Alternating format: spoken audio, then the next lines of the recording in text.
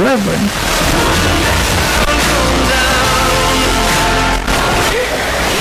We will sing and shout, yeah, sing and shout. We appreciate the value of loyal fans who always support their team. And at Citizens First, you will always talk to a real person who knows your name and is willing to assist you with any of your banking needs. Our team includes a reliable staff that is ready to put you first. From personal and business online banking to remote deposit capture, we offer the latest in new account technology that will keep you and your business in the game and save you valuable time. Come and see what it's like to do business with the only A-plus rated bank in East Texas, where we'll help you score a touchdown and put points on your financial scoreboard. Citizens First Bank on the Southeast Loop and Tyler. Member FDIC, equal housing lender, and on the web at citizensfirstbank.com. So you know you're going to marry this girl. She is the one, the only one. You know it, zero doubt. You want her. You want her bad for now, forever, and ever after. And you know you're going to get the diamond at Jim's Jewelers. It's the place. She loves it here. And so from Jim's Jewelers, her diamond will be. Zero doubt on that. But you worry. When you propose, will you get tongue-tied? Will your vocal cords stop working? Will whatever words you memorize disappear and your mouth opens and nothing comes out? Or maybe even worse, all this gibberish comes out. Will you, let me see, I can't remember, where are we? Boy, you look beautiful tonight. I'm Judy of Jim's Jewelers, and let me promise you this. When you propose with the diamond from Jim's Jewelers, you actually don't have to say a word. Just show her the diamond. You'll hear yes in microseconds. As for that gibberish, no worries. She understands your gibberish. 92.1 FM, the team. Strickland back to throw, pressure coming. Picked off by the defensive lineman, and he's going to take it back 30 yards for a touchdown. Touchdown by Kilgore's number 90, Alex Smith. The second big play that Alex Smith has made in this ball game. He returned a fumble, almost 60 yards, back to the inside the 10-yard line in the first half. Picked that ball off, coming right up the middle. Strickland threw it right into his hands, and he took it back 30 yards for a score. Thanks again to Brian Houston sitting in last week. The Apaches lose to Kilgore 35-13, and we talked about in the early part of the pregame. Tyler mistakes have certainly hurt them this year, off to their 2-3 overall start, 1-3 in conference play, and that pick six was one of the big plays last week for the Kilgore Rangers in their win. So the Tyler Apaches come into this game today looking to beat New Mexico Military. They had 3 games left, run the table, and they end the season at a respectable 4-3 in the conference, and this is certainly an winnable game this afternoon. One of the problems Tyler's had this year has been their offensive line. They've had a bunch of injuries. In fact, Josh Chevarria has played 3 different positions on that TJC line. He'll start at right guard today, but the sophomore from Waco Midway has also had a nice week. Big news for Chevy Echevarria, TJC offensive lineman. You have made a decision on where you're going to be next year. We don't have a cap for you to put on, but tell us a little bit about what's next for you. Yes, as of next semester, I'm going to play football at Nicholls State University. Talk about the decision and why. For me, it just felt like kind of the same decision coming out of high school. First quarter reach out, I was going to TJC. Felt like home. Same thing that goes by now. Nicholls in first school. Reach out, talk to the coach for a while. Feel like home and feels like a place where I can go there and improve and continue to get better. What has Tyler Junior College meant to you? Tyler Junior College has been a lot to me. Coming in, didn't really know much about JUCO, but throughout JUCO, I've had so many ups and downs, learned a lot. It's taught me stuff that always helped for me, and it's taught me, so many things that I always wanted to do. Chevy, you've had to do a lot this year. You played guard and center. Just talk about the challenge of getting through these first 5 ball games, playing 2 or 3 different positions. For me, I was looking at football, play guard. I started out the season at guard. Lost the second, went back to center for about 2 games, went back to guard. So it really just, being ready every week to play whatever the team needs me to play. Let's talk about the offensive line, the good and the bad. Well, talk to me about that. I guess right now it's just like going into the week, just getting on the same level. So it's just really still bonding and being on the same page, and we continue to do that. If we can get on that page and stay on that page, we can really feel like we can dominate. Run the ball better, just it's a mentality thing. We've always looked at it as a mentality thing. At the end of the day, it's just about lining up and moving the person out the way and getting our running back good holes, and we got really good running backs, and they'll make the right move, make the right read. In your opinion, has that been a weakness, and has pass protection been a weakness? Talk about it. For us, it's just, like I said, getting on the same page and staying on the same level. Whether you get a bad play, it's always flush it and move on to the next play. There are 3 weeks left to win these next 3 games, starting today with New Mexico Military. Just talk about the challenge of doing that once you're up. Obviously, we're playing some really good teams. We got 3 more weeks to finish out. We got some really good teams left to play. At the end of the day, it's about improving every day. We go out there and practice, coming out ready, playing game day. The next year team playing last year, tough loss on the road last year. Definitely playing a chip on the shoulder this year, trying to get the job done. They're a tough team. They always play tough. They play hard regardless of who they're playing. So it'll be a really good game this week. Yeah, congratulations again to Chevy Echevarria. He's headed off to Nicholls State to play at the next level. Following a season that has 3 games left, the Apaches hoping to get a win today against New Mexico Military, and we'll talk to Coach Thomas Rocco about that when our pregame continues after this timeout. We've got Katie from TJC in the studio. Now she's a sophomore and a TJC orientation leader. Katie, what are some of the benefits of registering for May and summer classes? Yeah, so the benefits of registering for May and summer classes are that you just get a jump start on your education. So you can start knocking out classes and you won't feel so overwhelmed during the spring and fall trying to get so many credits in. May and summer registration is open right now. Katie, where can we find out more? Visit us at tjc.edu or at a registration event. Hey, Doc Deaston here once again with Real Edge Real Estate in Tyler. Like you, it feels a little odd to have TJC on the football field at this time of year, but at least they finally got to suit up. I have and always will love watching the Apaches play at Rose Stadium, and when I can't be there, I listen here. As a real estate agent, I get to show off Tyler to countless newcomers every year.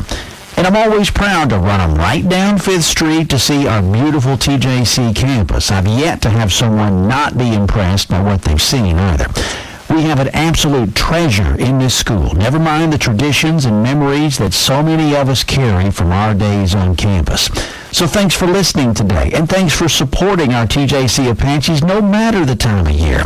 At this time of year, the real estate market is hopping, and so if you need help with something in that realm, give me a call, 903-262-8680, or check out testimonials from past clients at DocBeesonRealEstate.com. For over 50 years, Jeff Billings and Billings Tire Service have provided complete car care service to East Texas, and they continue to do so with your health and safety the #1 priority. The waiting area at 2150 West Grande Boulevard is sanitized and rearranged to ensure social distancing, or you can stay in your car during the service. Employees are taking added safety and sanitary precautions. Leave your keys in a drop box if needed. Both pickup and drop-off are available. Quality car care service with health and safety as top priority. Billings Tire Service, 561-JEFF, and BillingsTire.net. Cash on the spot, American Gold and Diamond, jewelry, silver, coins, and gold, bring top cash right away. American Gold and Diamond Exchange now has 2 convenient locations on 5th and Fleschel in Tyler, and the American Gold and Diamond Exchange Rare Coin and Bullion Investment Center on South Broadway across from Wagner Cadillac. American Gold and Diamond is the East Texas market maker for gold and silver bullion and rare coins. American Gold and Diamond Exchange sets the bar, giving the highest dollar for unwanted jewelry. American Gold and Diamond Exchange pays cash on the spot, no matter the size of your transaction. If you're a collector, an investor looking for a unique gift, or you need money fast, trust the team that delivers. American Gold and Diamond Exchange with 2 Tyler locations, 5th and Fleschel and South Broadway across from Wagner Cadillac. On the web at TylerGoldBuyer.com. That's TylerGoldBuyer.com. 92.1 FM, the team. Back-to-back home games for the Apaches. We're back at Rose Stadium this afternoon as the Apaches take on New Mexico Military, and head coach Thomas Rocco is with us. Coach, how urgent now is after last week to get that? Well, any win is a good one, so this one is just as urgent as any of them. But, yeah, dropping one to Kilgore makes this one a little more important. Kilgore game, thanks again to Brian Houston for sitting in that day, but from what I'm seeing on the stats and reading the box score, it looked like you were in it except for the mistakes. Can you just kind of talk about what happened? Yeah, that's the story of our season, in it except for the mistakes. So right now we've kind of gotten our own way more than other teams have stopped us in a lot of ways, and so we just try to do a better job preparing this week and give these guys a chance to go out and get a win. We feel like they deserve one. What's the secret to cleaning up mistakes as a coach to get that to happen? Better practice, better focus, better preparation. I looked at the penalties too, and I know that has to drive you crazy. You had 13 of them for 100 yards, was it? Yeah, minimum. I mean, if you take back that 90-yard interception return for a touchdown, you could probably tack on another 100. And so penalties and turnovers, when you play the number 2 team in the nation, penalties and turnovers are not part of the game plan and very difficult to overcome. Coach, let's talk then about today, and as it relates to even last week, it looked like the offensive line made plays, and on the other hand, in the running game, they kind of struggled. Can you talk about where that group is? We haven't had the same lineup, in any game yet this year, just because of injury and other guys being out. And where they're at as a group is, I think if we gave them the chance to run the ball more, we had success running it last week. We didn't protect the quarterback as well as we should. We didn't snap the ball very well. When you're not doing that, then it's kind of hard to get the ball thrown downfield. But, yeah, I'm proud of those guys, that they work hard. And hopefully, like I said, we did a better job preparing them this week. Stats say Brendan Strickland is now the nation's touchdown pass leader at 14. Just talk to me about where he is right now. He's a young gunslinger. He's not scared of anything. And after last week, that'll prove it, because the average human would have run the other way. But, that guy was picking up snaps off the ground and trying to make plays, and he's got no quit in him. He's probably tougher than he is smart, and that can work for him or work against him. But he's a tough kid with a big arm, so you expect a guy like that to be able to throw a lot of touchdowns. Thomas, he's also had some picks, including a pick 6 last week. Just talk about, growing as a quarterback, and if you get him back in the fall, how much better you hope he'll be even 3-4 months from now. Yeah, in the fall semester, we had 2 quarterbacks that were ahead of Brendan, and it looked like it was going to be a redshirt year for him. And then all of a sudden, we have one quarterback to leave the program. The starter tears his Achilles. prior to the Navarro game, and Brendan goes out there and hangs 50 on Navarro. I mean, we're encouraged. The guy's making progress, and it's really our job to keep those interceptions down. We want him to play his game. You need to run the ball better, too. Yeah, 100%. We've got some guys that can do it, and we just need to hand the ball to them and let them go. All right, New Mexico military, they're 2-3 like you are, but they did beat Navarro. What do they bring to the table today? Good run game, very well coached and hard-playing defense. It's a typical Joe Fortner. He's a friend of mine, and he's always got his guys dialed in. They're not going to be the biggest and fastest, but they're one of the most well-coached teams and most disciplined in the conference. Are they kind of an option team? Describe what they do. It'll look like option. It's going to be a lot of handoffs. They're going to lean on their run game and use that to open up some vertical pass game downfield. They're going to try to keep our offense up the field. They're going to try to run the ball and do what they do and play good defense. What would a win mean? Oh, man, it'd put us back to 500 on the year, another conference win, and give us some momentum as we're getting into the last couple of weeks of this COVID spring. Crazy season. Right? Yeah, it has been. It has been that. And again, the Apaches against NMMI this afternoon here at Rose Stadium. That's head coach Thomas Rocco, and the pregame show continues after this timeout. We're here with Katie from TJC. Now, Katie, tell us a little bit about registering early for fall classes. Yeah, so it's so important to get your registration done. There comes a lot of benefits in registering early. You get to have a jump start on your education, and also I know schedules can be complicated, mostly for students that work, and just being able to register early, you get more options. So don't wait for the last minute because classes can fill up. Registration for fall is open right now. Katie, where can we find out more? Visit us at tjc.edu or at a registration event. Hi, it's Doc Deason with Real Edge Real Estate in Tyler. Thanks for being part of today's TJC football broadcast. What a treat it is to have the black and gold back on the field and on the air. No matter the time of year, it's always fun to pull for our Apaches, but I think it's a little sweeter this time around. By now, real estate's running wide open, so if I can offer some help to you, feel free to give me a shout. 903-262-8680. That's 262-8680. DocDeasonRealEstate.com. For over 50 years, Jeff Billings and Billings Tire Service have provided complete car care service to East Texas, and they continue to do so with your health and safety the #1 priority. The waiting area at 2150 West Grande Boulevard is sanitized and rearranged to ensure social distancing, or you can stay in your car during the service. Employees are taking added safety and sanitary precautions. Leave your keys in a drop-box if needed. Both pickup and drop-off are available. Quality car care service with health and safety as top priority.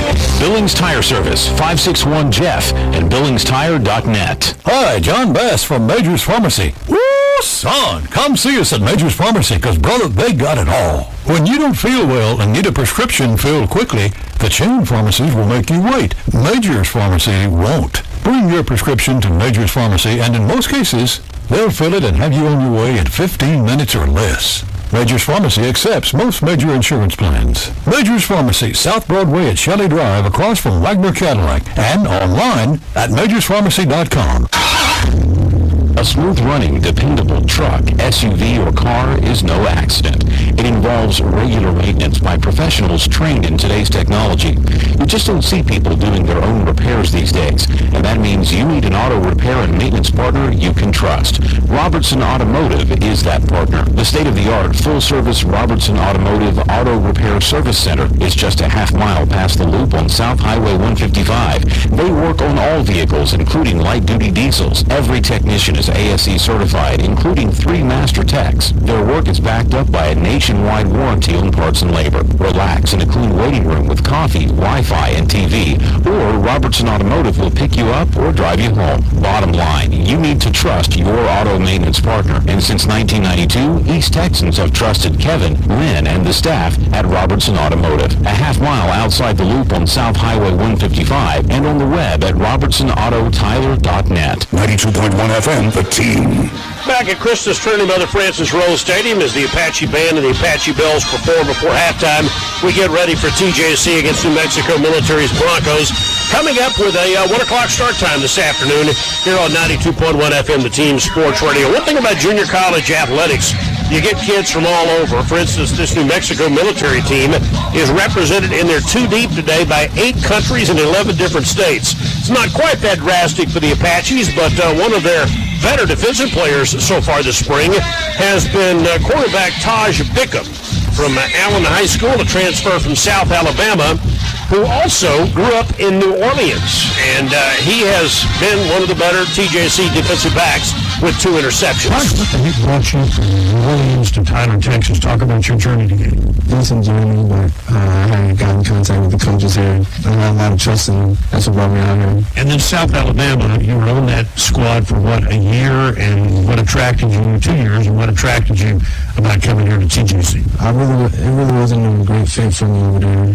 And then I got in contact with Coach Williams and Coach Gordon, and they told me they had some DB slots open, so that's what brought me over. This has always been called kind of an opportunity league, and junior college football does give you that. Just talk about what your goals are going forward from here. My goals from here is to get a few offers, move on, finish school, go to another foreign university. I see that Saints shirt you got over there.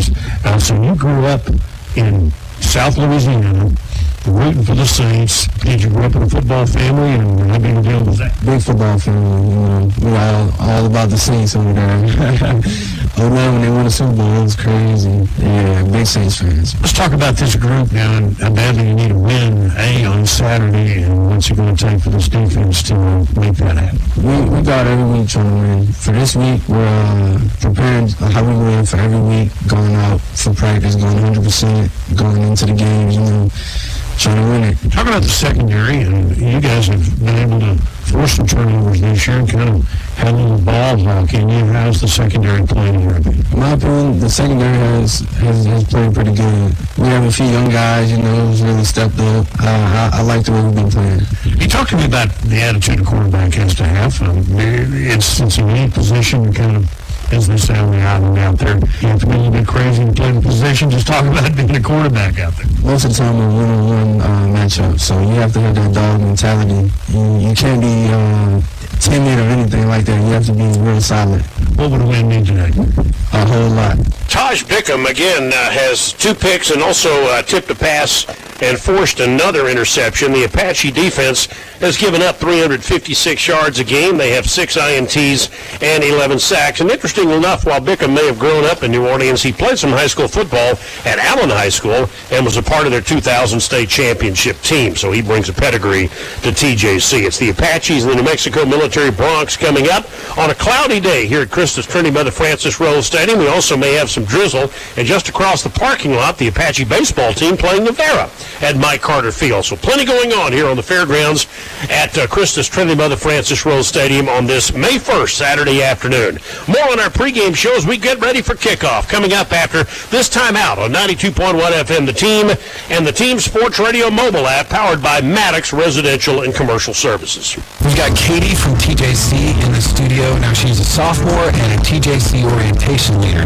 Katie, what are some of the benefits of registering for May and summer classes? Yeah, so the benefits of registering for May and summer classes are that you just get a jump start on your education. So you can start knocking out classes and you won't feel so overwhelmed during the spring and fall trying to get so many credits in. May and summer registration is open right now. Katie, where can we find out more? Visit us at tjc.edu or at a registration event.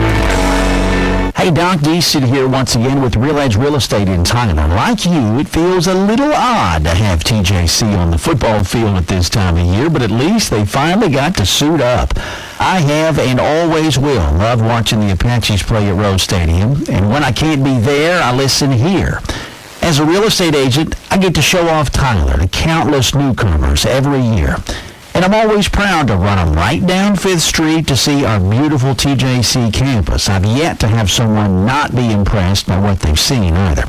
We have an absolute treasure in this school, never mind the traditions and memories that so many of us carry from our days on campus. So thanks for listening today, and thanks for supporting our TJC Apaches no matter the time of year. At this time of year, the real estate market is hopping, and so if you need help with something in that realm, give me a call, 903-262-8680, or check out testimonials from past clients at DocDeasonRealEstate.com. For all across East Texas, 7 days a week. There's a Maddox man ready to answer your call for those untimely AC problems, electrical malfunctions, and the always never fun plumbing issue. No matter where you are in East Texas or what time of day it may be, there's a Maddox man ready to answer your call. Visit MaddoxAC.com. AC, electrical, plumbing, Maddox Residential and Commercial Services. Your home or office air, heat, electrical, and plumbing systems are mostly out of sight, hopefully not out of mind. Neglect of these systems can lead to unexpected and likely unnecessary expense in the future. With the Maddox Comfort Plan, you can avoid many large and unexpected expenses, ensuring your AC and heat, electrical, and plumbing systems are performing efficiently all year long. Contact us today and let's discuss a Maddox Comfort Plan for your home or office. Visit MaddoxAC.com or call 903-592-6531. Trust Maddox. Texas license TECL 18026. When it's time for Jersey Mike's to make a really great sub, a deli slicer is how we do it. Fresh sliced and made right in front of you is what we've always done. It's what we've been doing. It's what we're always gonna do. Because meat and cheese, deli sliced thin, piled high and made to order, is just how a great sub should be done. So what are you doing? Jersey Mike's. Be a sub above. This is The Team, 92.1 FM, KRWR Tyler. Sports Talk with Bill Coates, 4 to 6. You're on The Team.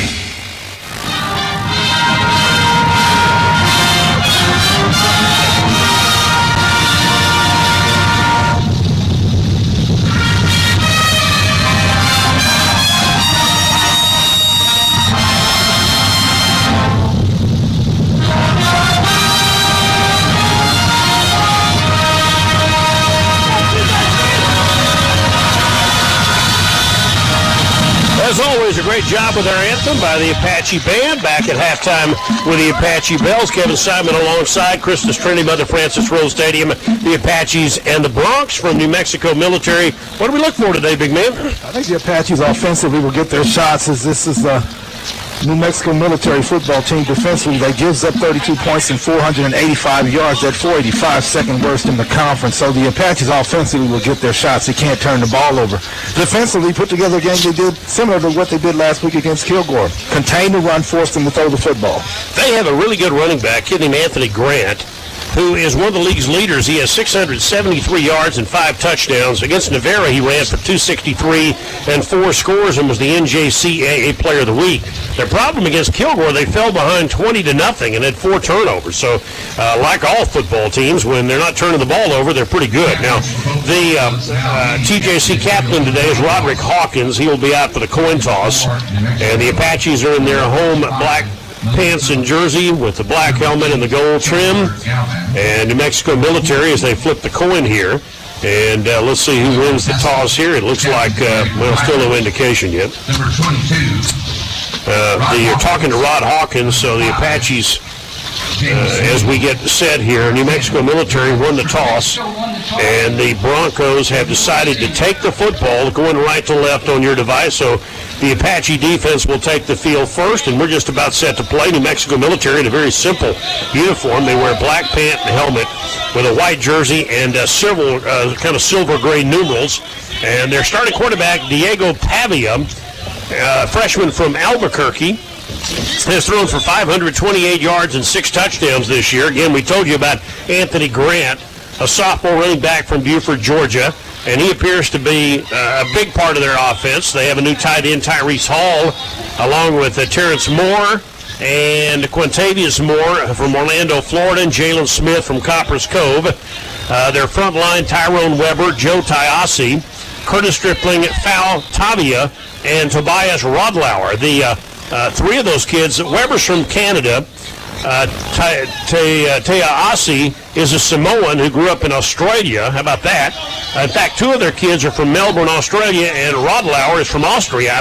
I talked to their SID earlier, and who said it's not really a military thing. Once upon a time, the name would suggest it's a military school. That's not really it. Their coaches just have international connections. So again, they've got a bunch of kids who are not American, or at least who grew up outside America, maybe American citizens, and several Samoan kids on this team. Yavarino will kick it off, and the kick will be fielded at the 5-yard line by New Mexico Military. Upfield to the 30-35. Tyler struggled on special teams, and here is a long kick return to the 30, 25-20 before they finally, Terry Smith runs him out of bounds at the 15-yard line after a long return by New Mexico Military's Malik Phillips. And it'll be first down at the 15-yard line for New Mexico Military after a return of 80 yards. And Phillips didn't do anything fancy, just basically ran straight up the middle, well blocked by the Broncos. Poor positioning by TJC. So Phillips returns the kick to the Tyler 15-yard line. The Apache defense, led by nose tackle Jacob Humphrey, Otay Baker, sophomore from Terrell, Ralph Carter, freshman from Langham Creek, will set the rest of it, including their leading tackler, middle linebacker James Neal, Kobe Adams, Ronald Caldwell, Darian Thompson are the linebackers in a 3-3-5 defensive unit. They line up with a wing left.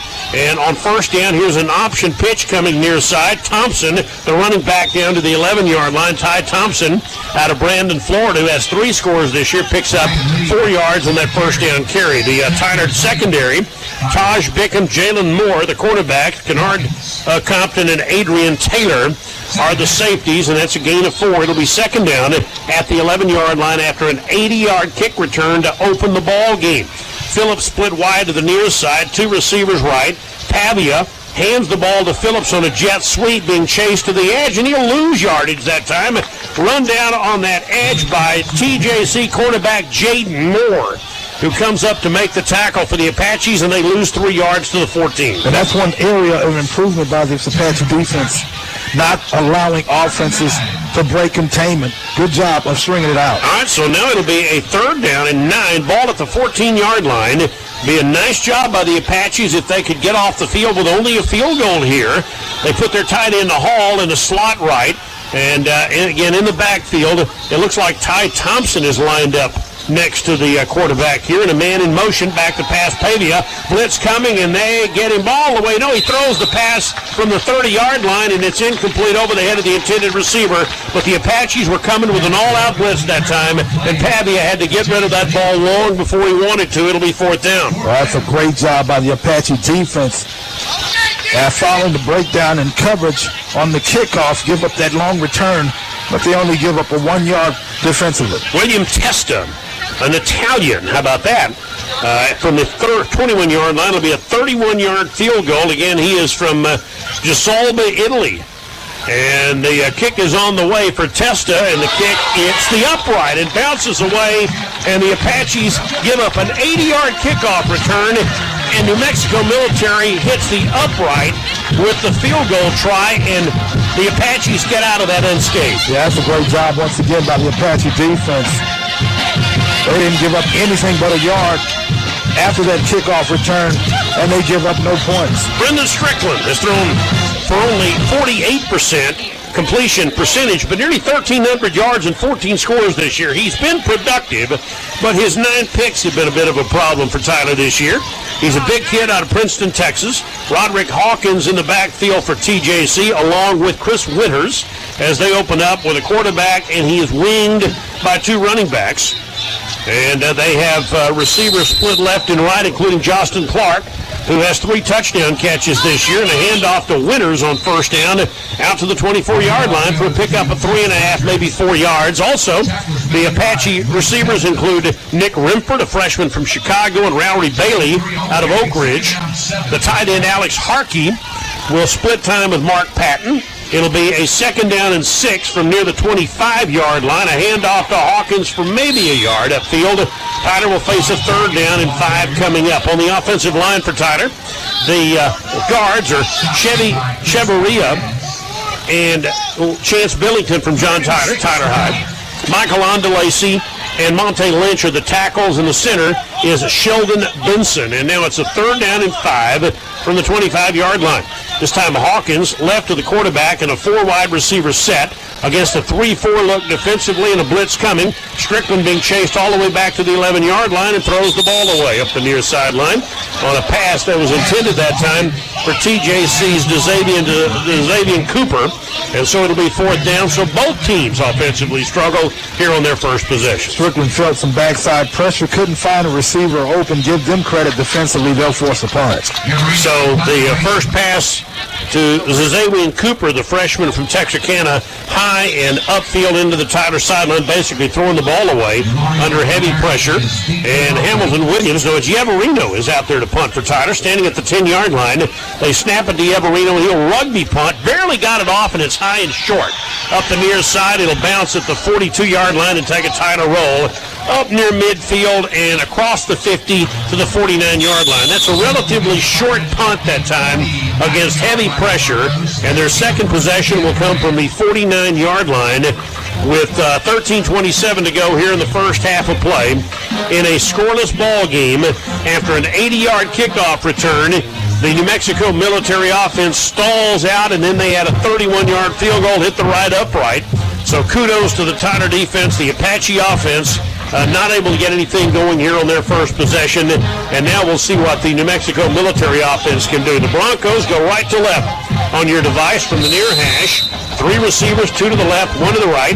They've got their big tight end Hall in the slot right, playing as an H-back here. And they'll hand the ball off on first down. This is to the 50 in a yard gain that time on a first down carry. We're not seeing Grant in the ball game unless he's wearing a different number. He's not out there right now. And the New Mexico military running back is Jordan Bolden out of Crawfordville, Florida. Grant is not in the game. 2nd and 9. Back to pass Pavia being chased.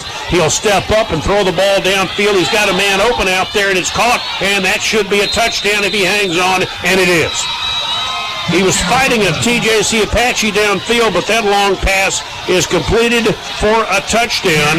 And I got to check the number. I think that's Terrence Moore, and that's a 50-yard touchdown pass. He was wide open. He had gotten behind the TJC defense by about 5 yards. The pass was underthrown, but good reaction by Moore to come back and make a difficult catch and get into the end zone. So Terrence Moore and the Bronx take a 6-0 lead with the extra point from Testa to come.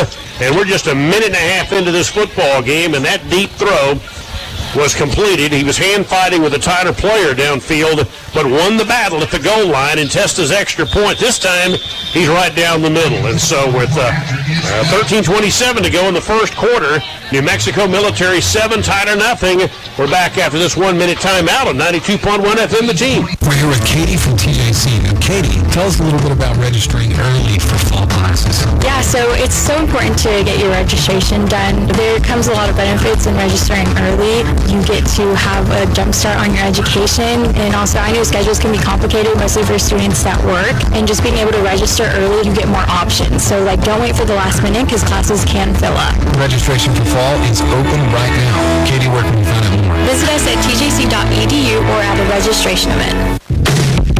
When Jersey Mike's gives a sub some sizzle, the hot grill is the way. Every cheesesteak we make starts fresh, made to order atop a sizzling hot flat-top grill. The right way. The way meat, cheese, and peppers are prepared their piping hot best. It's the way Jersey Mike's has been doing it all along. Because when you're making a cheesesteak, a sizzled flat-top grill is really the only way. Jersey Mike's. Be a sub above. 92.1 FM, The Team. Well, New Mexico military takes a 7-0 lead on the 50-yard touchdown pass. Team plays 51 yards. We're not sure the time. They're having clock issues. They're trying to get those sorted out. Yeah, you said they ran 2 plays and the clock never started. Yeah. So, Kevin Vest, the Tyler athletic director, is down there talking to the referee, and I don't know what you do here about that other than try to make sure that the clock is working, or it's going to be a long afternoon for you and me. Because we'll have no idea what the clock is. And the scoreboard's all messed up right now. It's 7 now. They got it corrected. It's 7-0, but the clock will run from 13:27 to 26, and then it gets stuck.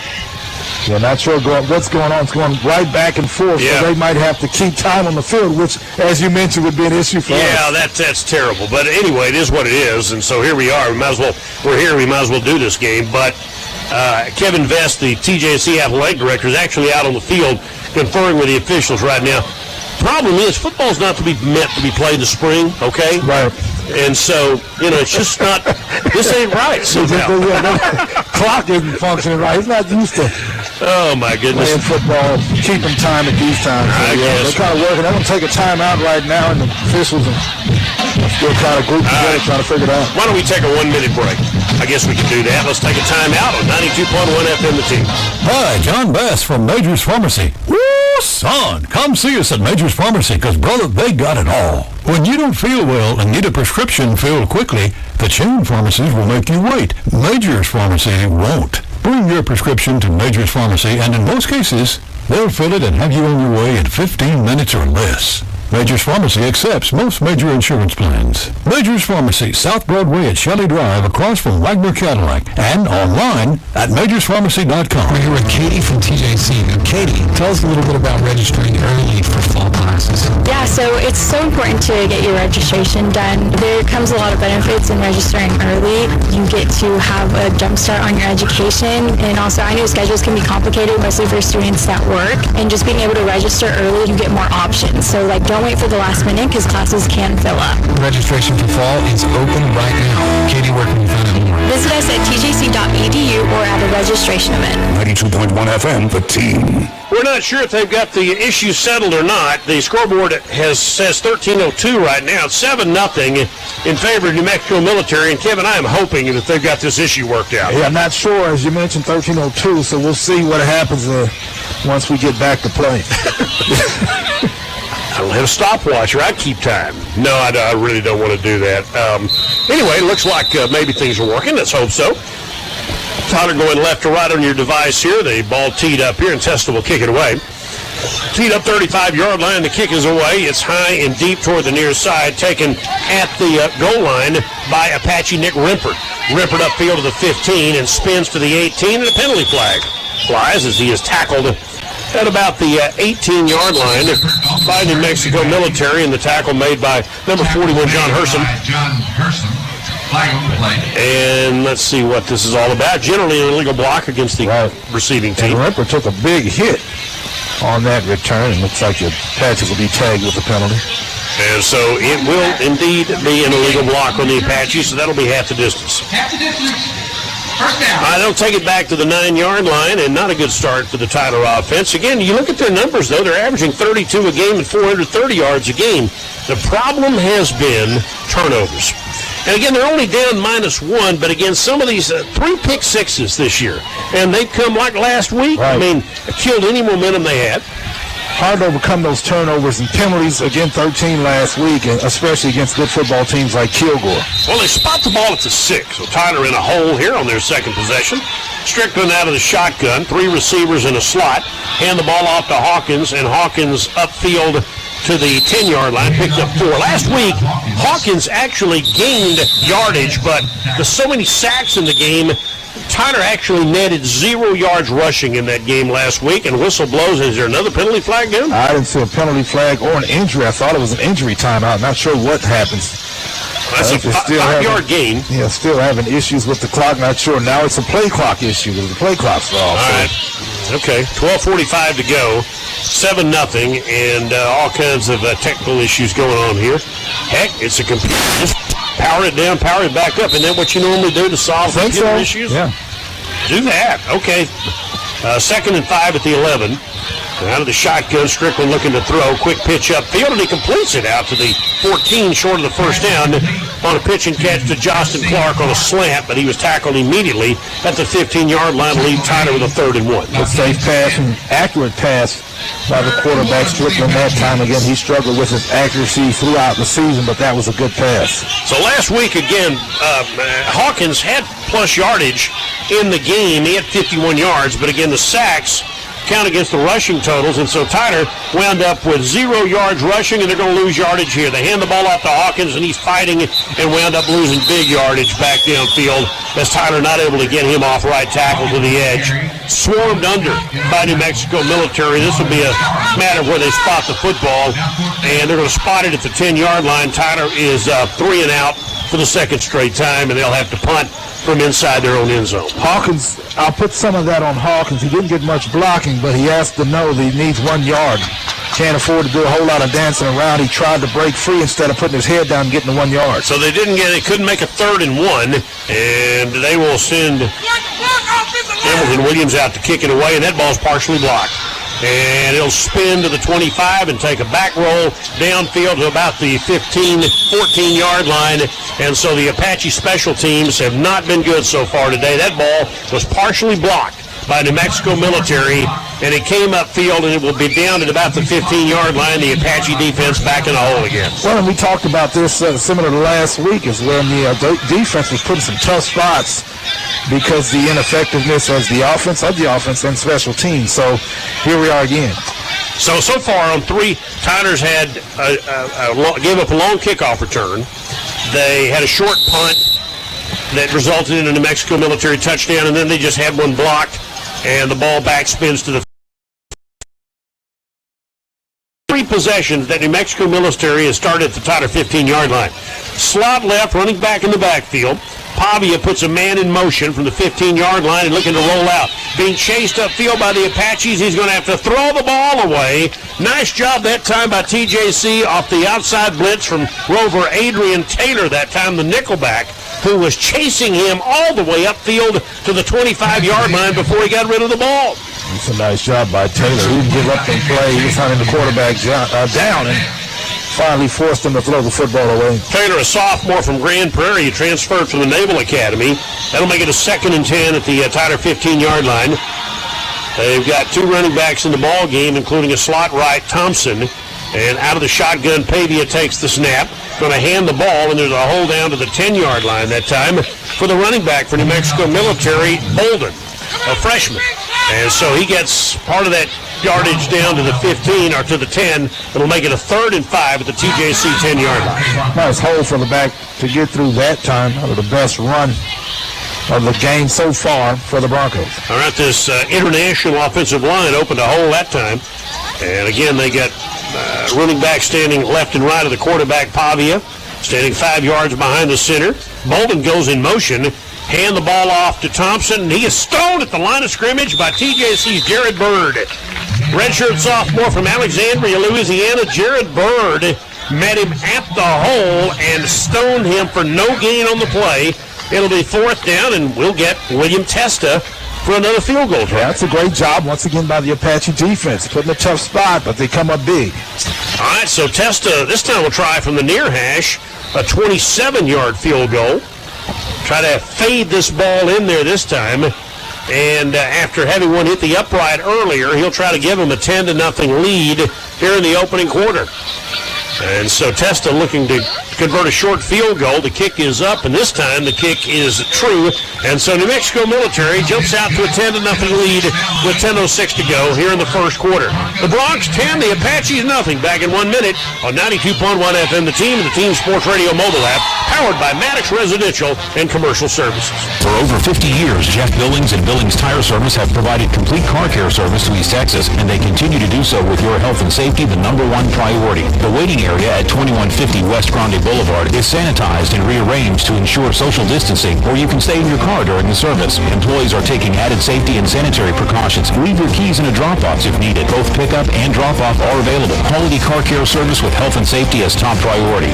Billings Tire Service, 561-JEFF, and billingstire.net. We've got Katie from TJC in the studio. Now, she's a sophomore and a TJC orientation leader. Katie, what are some of the benefits of registering for May and summer classes? Yeah, so the benefits of registering for May and summer classes are that you just get a jump start on your education. So you can start knocking out classes and you won't feel so overwhelmed during the spring and fall trying to get so many credits in. May and summer registration is open right now. Katie, where can we find out more? Visit us at tjc.edu or at a registration event. 92.1 FM, the Team.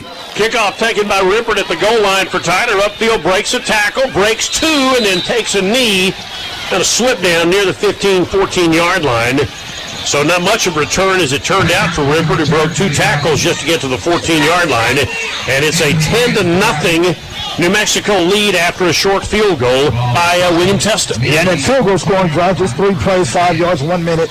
and 27 seconds. 9:57, the clock is working, which is great news, and now the Apache offense needs to get to work here. They are two back-to-back 3-and-outs and had a punt blocked on their last try, and they start this time from their own 14-yard line. Hawkins in the backfield, 4 wide receivers, 3 to the near side, which is the wide side toward the Tyler bench. 3-man line for New Mexico Military, and Strickland's pass is tipped at the line of scrimmage. And incomplete, intended for Ripper. They tried to run a short out route along the far sideline. Somebody got a hand up and tipped that ball. It'll be second down. I believe Ripper would have gotten much on the play anyway. They had good coverage, maybe 2 yards if he makes the catch. All right, so from the 14-yard line, second down and 10 for Tyler. Far side to short side. Same formation with 3 receivers to the wide side of the field and back to pass. Strickland upfield. It looked like he had a man, but he underthrows him, and it's picked off. Picked off at the 30-yard line and returned inside the 30-yard line by Chance Starling, who picked up the interception, and that's number 10 of the year for Strickland, and that ball looked to be badly underthrown. It was, and he threw it. You know, he takes a lot of chances. He threw that one out on quadruple coverage. There were a lot of white jerseys in the area, and one of them was able to come down with the football. The 10 interception, as you mentioned, that leads the nation in pickoff. So their fourth possession, they've started 2 at the 15, 1 at their own 49. They start this one at the Apache 29-yard line after the interception by Starling. Hard to win like that, Kevin.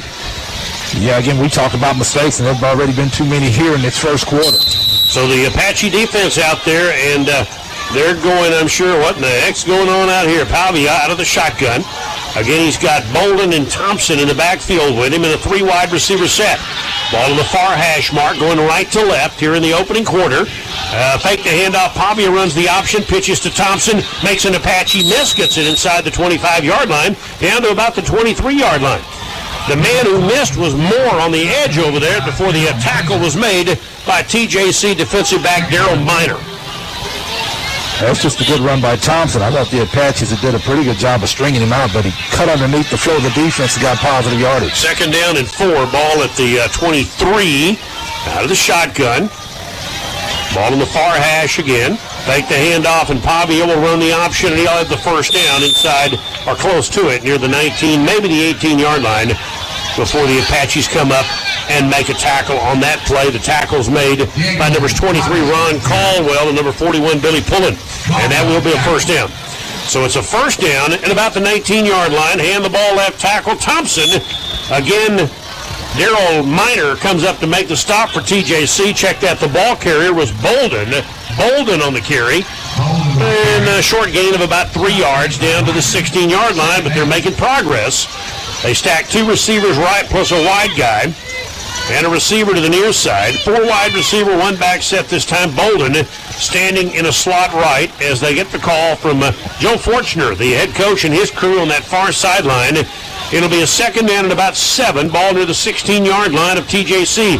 Man goes in motion this time. Hand the ball to Bolden. Bolden bulldozes down to the 15-yard line. Close to a first down. A little short, but close to a first down before the Apaches come up to make the tackle. Kennard Compton. And on the stop for the Apaches, it'll be a third down and about 1.5 yards. Yeah, tough run by Bolden. He got most of his yardage after contact. Ball spotted at the 11. Makes it a third and a legit 2. They need to get to the Tyler 9-yard line. Bolden and Thompson again in the backfield, near hash, going right to left. First quarter, 10-0. New Mexico leads TJC, and they're threatening to get more here as they line up at the Apache 11-yard line. 3 receivers set, no tight end. Tyler with 5 guys, 6 guys in the box. Fade throw to the far side, and overthrowing the intended receiver, Quintavious Moore. Pavia's pass to that far corner, way over the outstretched arms of Quintavious Moore, and that'll make it a 4th down and 2. That was great coverage by Moore. Tough pass for the quarterback trying to hit him on a fade route. But again, great coverage by Moore. They're going to keep the offense out there. They'll bring Tyrese Hall, their tight end, into the ball game out of Brandon, Florida. And on a 4th and 2, the Apache defense has an opportunity to bail their offense out again and keep this game relatively close here. 4th and 2, New Mexico Military at the Tyler 11-yard line. Ball on the near hash. 3 receiver, 1 back set with a tight end in the ball game. And Pavia on the keeper, and he's got the first down and more down to the 1-yard line, 1st and goal. Great fake that time by Pavia on, I guess, a zone read type play, and he keeps it to the 1 yard line. It'll be first and goal. Well, good design on the play, better execution by the quarterback Pavia, as you mentioned. Good job of reading the linebackers. And so it'll be first and goal at the tighter 1 yard line. Nicely done by Pavia that time. Hall stays in. Bolden stays in. 3 receivers, ball at the 1 yard line behind this big old line, and they fake the handoff. Pavia on the rollout. Pavia is going to keep it. Pavia won't get there. He is run out of bounds by Taj Bickham and Kobe Savage along the near sideline. He actually lost about a half a yard. Big hit delivered by the Apache defense. They do have a man down, but well played by TJC. Ralph Carter is the injured Apache, and so he is down, and the Apaches will come out to tend to a shaken-up Tyler freshman defensive lineman Ralph Carter out of Langham Creek. And in the meantime, Jacob Humphrey will come into the ball game. Tyler will load up, expecting a run. Carter is up and walking off the field under his own power. Also checking in for TJC will be Darian Thompson, starting rover. So the Apaches bring in personnel in and out of the ball game. And on a second and goal at the 2 yard line, after a 1 yard loss, the Apaches put 4 guys up on the line of scrimmage and 2 more in the box. And on a second and goal at the 2 yard line from the near hash, 3 receivers and a running back. Man goes in motion this time, and they hand the keeper by Pavia is in, touchdown. Oh, he faked the handoff that time to number 25, Malik Phillips, and runs it in himself from 2 yards out, and it's 16-0. Well, Pavia is pretty good, pretty nifty with the football, as you mentioned, able to fake out the linebackers once again for TJC, and he was untouched en route to the end zone. So that makes it a 16-0 ball game, and the Apaches digging a little bit of a hole for themselves as William Testa comes on to try to add the extra point. And again, they didn't have far to go. All the Tyler offense has been ineffective in every drive for New Mexico Military. 3 of their 4 have started inside the 30-yard line, and the extra point is up, and he tacks on 1. And it's 17-0 in favor of New Mexico Military. 6:54 to go first quarter. Back in 1 minute. 92.1 FM, the Team, and the Team Sports Radio mobile app powered by Maddox Residential and Commercial Services. Hey, Doc Deason here once again with Real Edge Real Estate in Tyler. Like you, it feels a little odd to have TJC on the football field at this time of year, but at least they finally got to suit up. I have and always will love watching the Apaches play at Rose Stadium, and when I can't be there, I listen here. As a real estate agent, I get to show off Tyler to countless newcomers every year, and I'm always proud to run them right down 5th Street to see our beautiful TJC campus. I've yet to have someone not be impressed by what they've seen either. We have an absolute treasure in this school, never mind the traditions and memories that so many of us carry from our days on campus. So thanks for listening today, and thanks for supporting our TJC Apaches no matter the time of year. At this time of year, the real estate market is hopping, and so if you need help with something in that realm, give me a call, 903-262-8680, or check out testimonials from past clients at DocDeasonRealEstate.com. 92.1 FM, the Team.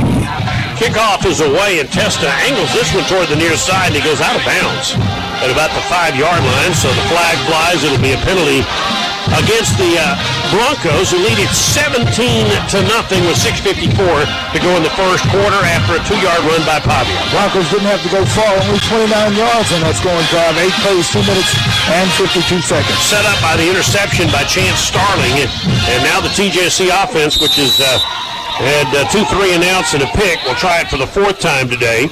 Strickland directing traffic here, and Wimpert will line up on the far side. They certainly don't look like they have a lot of confidence in the moment. A couple of big plays might change that.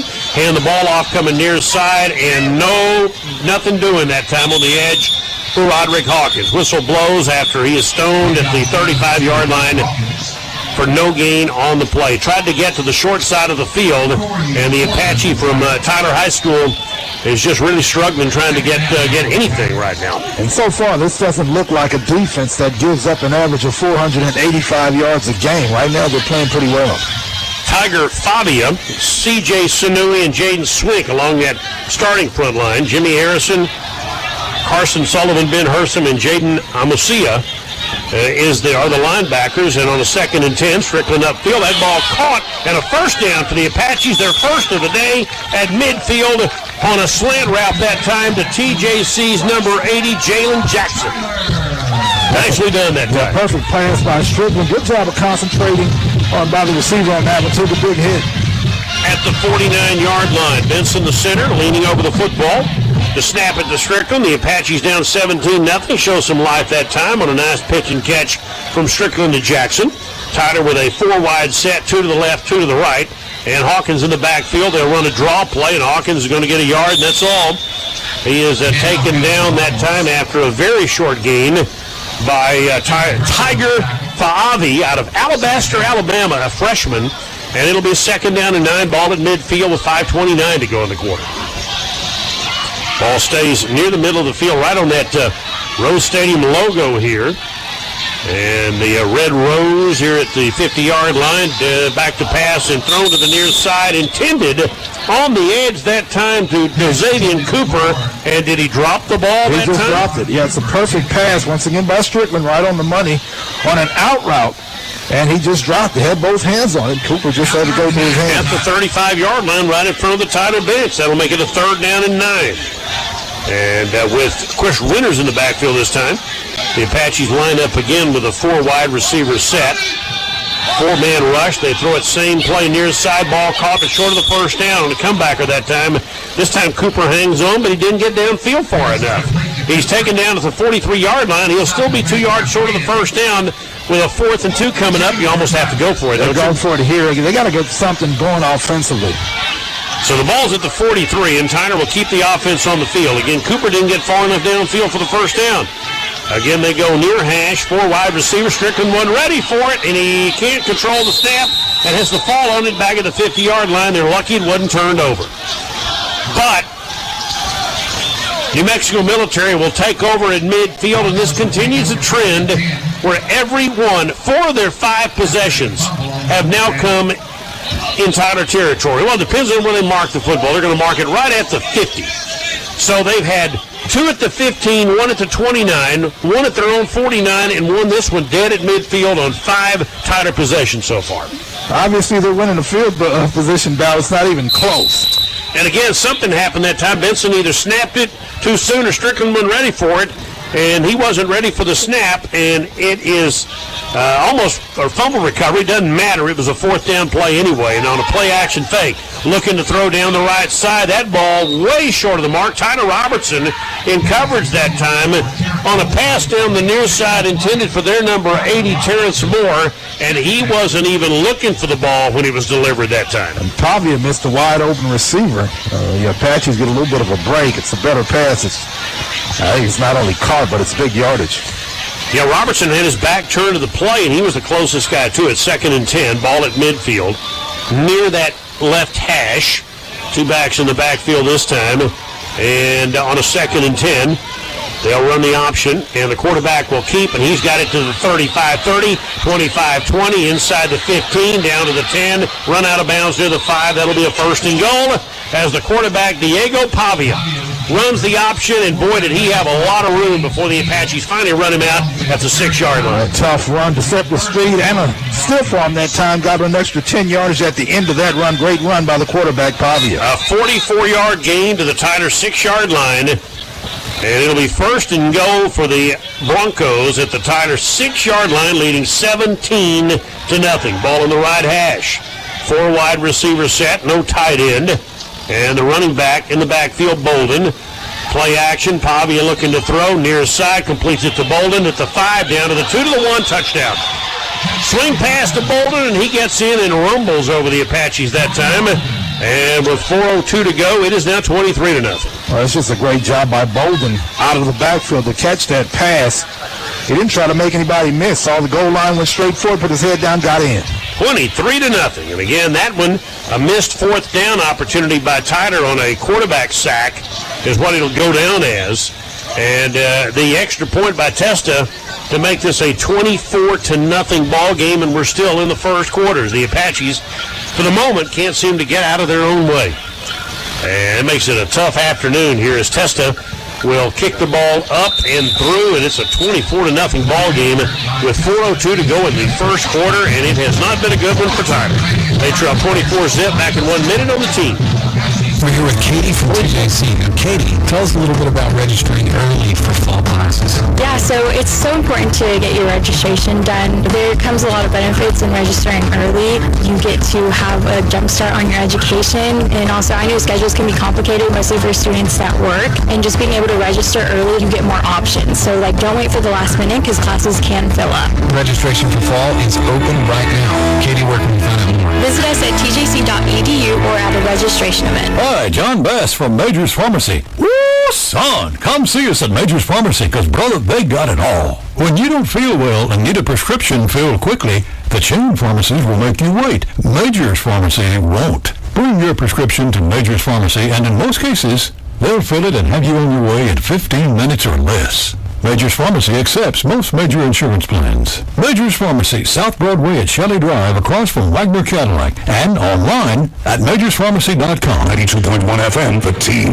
Kickoff is away, and it goes into the end zone, and Hawkins lets it go out of the back of the end zone for a touchback. 4:02 to go in the first quarter, and it's 24-0 in favor of New Mexico Military. That time a 6-yard pass from Pavia to Bolden. And, wow, Kevin. Yeah, that key play on that drive was that run by Pavia, the quarterback, but 3 plays, 50 yards, 40 seconds on that last scoring drive. My goodness gracious. And we're still in the first quarter with 4:02 to go, and it is a 24-0 ball game. And I'm guessing that Coach Rocco is wondering what in the world. The Apaches have been pretty competitive this year, and 2 weeks ago they won at Miami, Oklahoma. But been a rough start this afternoon for them. Shotgun for Strickland. First down handoff, and boy, they slam Hawkins to the ground. Knifing through to knock him down for a 3-yard loss that time. Wow. Had no chance that time on the play, and the tackle made by number 18. Defensive end. Didn't get anybody blocked. Now go back to what I said the last possession. Right now, this defense was up 485. Again, doesn't look anything like that. And again, the Tyler offensive line injury plagued this year, but boy, they just kind of look confused here at the moment. Lost of 2. Well, Strickland throws the fade up the left side, and this pass is intercepted at midfield. Intercepted, intended that time for Smith, but picked off on the edge that time by P.J. Larry. And that's the second Strickland interception of the first quarter, and they will again take over right at midfield. Strickland takes a lot of chances. That was well covered. In fact, you can't cover it any better than Larry did on that play. A great job by the defensive back. Intended for Cooley, not Smith. Intercepted by P.J. Larry. And they take over again at their own 49-yard line. That is their worst starting field position of the quarter. Their own 49-yard line. This will be their sixth possession. Yeah, and the second time they start at the 49. So, again, short fields leading to easy scoring opportunities for the Broncos. And the TJC offense has been totally ineffective. Their defense has been put in a terrible position this afternoon so far. Going right to left. 3 receivers. They have 2 backs and a quarterback who's not afraid to run the ball, Pavia, who loves to run the option. This time he hands the football off to Bolden, and the Apaches are all over that one. Breaking through to make a nice play, Kobe Adams, the redshirt freshman linebacker from Woodville. And his third tackle for a loss this year, and that's a loss of 2. Well, great job, good upfield penetration, nice tackle. 3rd and 12, they go quickly. This time they hand the ball off, and this time the running back gets it all back, almost all of it back on one play that time as Bolden takes it to the Tyler 43, a gain of 11. That'll make it a 3rd down and about 1 at the 43-yard line. Take the handoff and Pavia on the keeper to the 40, and that's a 1st down. Didn't get much that time before the Apaches got him, but he got enough for the 1st down on James Neal's tackle at the 40-yard line. It'll be 1st down. Apaches having a hard time figuring out Pavia so far. And they are running at a very quick tempo here at the 40-yard line with 2:32 to go in what has been a disastrous first quarter for the Apaches. They bunched their 3 defensive linemen up, 4 of them very tight on the inside here, plus a stand-up defensive end. And on a 1st down at the 40-yard line, a man goes in motion. Pavia will take the snap, hand the ball off to Bolden, and Bolden for 2. Off left tackle, the Apaches get him after a very short gain on the play, but again, a 2-yard pickup that time before TJC's number 41. John, check that for Tyler. Billy Pullen makes the tackle, and it'll be a second down. Strong play by the Apaches. They needed to have one there. Now they just have to do it again. Second down and about 8 ball just inside the 39-yard line. Call it 2nd and 9. Nose of the football inside the 39-yard line. 4 receivers set from the near hash. Still in the first quarter, man in motion. And on a jet sweep handoff, the Apaches defended well and meet him on the edge. James Neal in on that tackle after a short gain on that play. Also, Kennard Compton on the play after a handoff that time to Jalen Smith. Nice reaction by Adrian Taylor as well in on the play. Get upfield to make that tackle. 3rd and 7 coming up. 3rd and 7 with 1:19 to go in the opening quarter, down 24-0. Tigers on defense. They've had a rough first quarter so far today. 3rd down and 7 for New Mexico Military at the Tiger 37-yard line. 4 receivers set. Blitz coming. Pavia throws it, completes it, first down, inside the 30-yard line, tackled at the 26. That's Bolden, who's tackled finally by Justice Clemens, but he snuck out of the backfield that time and got more than enough for the first down. Yeah, I think that's a blitz adjustment by Bolden. He was wide open for an easy first down. Spotted 27-yard line, fake, looking to throw, back to pass, under pressure, throws it away. Tyler was blitzing, and they had Kobe Adams and others coming right up the middle that time, and Pavia wisely gets outside the tackle box and throws that ball to the ground to avoid the grounding penalty. And is there a flag there? Way out on the sideline. I'm not sure why the official would throw his flag way over there with nobody can see it. Is it grounding? Did he not get outside the tackle box? I think he had a receiver in the air. It's got to be something downfield. Now, if it's on the Apaches or the receiver, not sure. But that penalty flag is way out of bounds. I'm not sure why he would throw his flag there. And it looks like the Apaches are backing up. Ineligible receiver? Substitution infraction. Oh, substitution infraction. You see where that penalty flag is? It's way down there out of bounds. No one can see that. Not sure why he would throw it there. That's a first down, isn't it? Yeah, okay. So a Tyler substitution infraction. On top of everything else, that gets you to the 22-yard line. It's a 1st and 5. First down and 5 at the 22. Pavia looking to throw. Head fake, throws the ball downfield. Got his tight end Hall. He had it stripped at the goal line. He was in for a touchdown and had it stripped before he made it in. No, they called it a touchdown. They say Hall crossed the plane before Justice Clemens knocked it out of his hands. And that's going to be a touchdown. Yeah, I think he fumbled at the goal line. They're giving the touchdown to the guy that recovered the ball in the end zone for the Broncos. Okay. Yeah. So Tyrese Hall had it. They called it a catch, stripped by Clemens, and then recovered in the end zone for a touchdown. Right. Fair enough. Okay. Wow. Okay, 30-0 the score. And we're still in the first quarter. And he was wide open that time. Hall was wide open. And Testa can make this a 31-0 game. And the kick is on the way by Testa, and it's good. We're still in the first quarter, and it's New Mexico Military up 31-0 over Tyler. Back in 1 minute on 92.1 FM, The Team. When Jersey Mike's gives a sub some sizzle, the hot grill is the way. Every cheesesteak we make starts fresh, made to order atop a sizzling hot flat-top grill. The right way. The way meat, cheese, and peppers are prepared their piping hot best. It's the way Jersey Mike's has been doing it all along. Because when you're making a cheesesteak, a sizzling flat-top grill is really the only way. Jersey Mike's. Be a sub above. For over 50 years, Jeff Billings and Billings Tire Service have provided complete car care service to East Texas, and they continue to do so with your health and safety the #1 priority. The waiting area at 2150 West Grande Boulevard is sanitized and rearranged to ensure social distancing, or you can stay in your car during the service. Employees are taking added safety and sanitary precautions. Leave your keys in a drop box if needed. Both pickup and drop-off are available. Quality car care service with health and safety as top priority. Billings Tire Service, 561-JEFF, and BillingsTire.net. 92.1 FM, The Team. There was an injured Apache on that play. I think it's Kobe Adams. But it's 31-0. Tell him what happened. Yeah, the great pass to the tight end. Look, I'm stumbling out of the blocks. Great pass to the tight end. Got hit the goal line, fumbled forward into the end zone. Swink recovered it in the end zone for the touchdown. Was it Callahan or Swink? No, 40. Who was 42? Swink, right? Patrick Callahan. Okay, Callahan. It's Callahan. Okay. The pass completed to Hall, and the kick is into the end zone. It's a touchback. So the pass to Hall, he got to the goal line. Justice Clemens stripped it, but they called it a catch, a fumble, and a recovery by Callahan. Doesn't matter at this point. It's 31-0. Right. Yeah, it doesn't matter as you mentioned, but that is a touchdown by Swink. No, Swink. My bad. You're right. Touchdown by Swink. Recovered it in the end zone, but the big hit at the goal line, as we mentioned, but just about everything going wrong for the Apaches. Yep, 31-0. Swink. I was looking at the title roster that time for 42, but it's Swink. You're right. I'm wrong. Isn't that always the case? I was about to say, you took the words right out of my mouth. 39 seconds left. Haven't seen anything quite like this in a while. Tyler down 31-0 in the first quarter. Hand off to Hawkins. Hawkins has a little hole this time, and Roderick Hawkins gets 7 out to the 32-yard line on a draw play that time as the Apaches again starting from, at their own 25-yard line. They'll have a 2nd and 3, and we're still in the first quarter. Yeah, which is amazing to me. Yeah, that's amazing.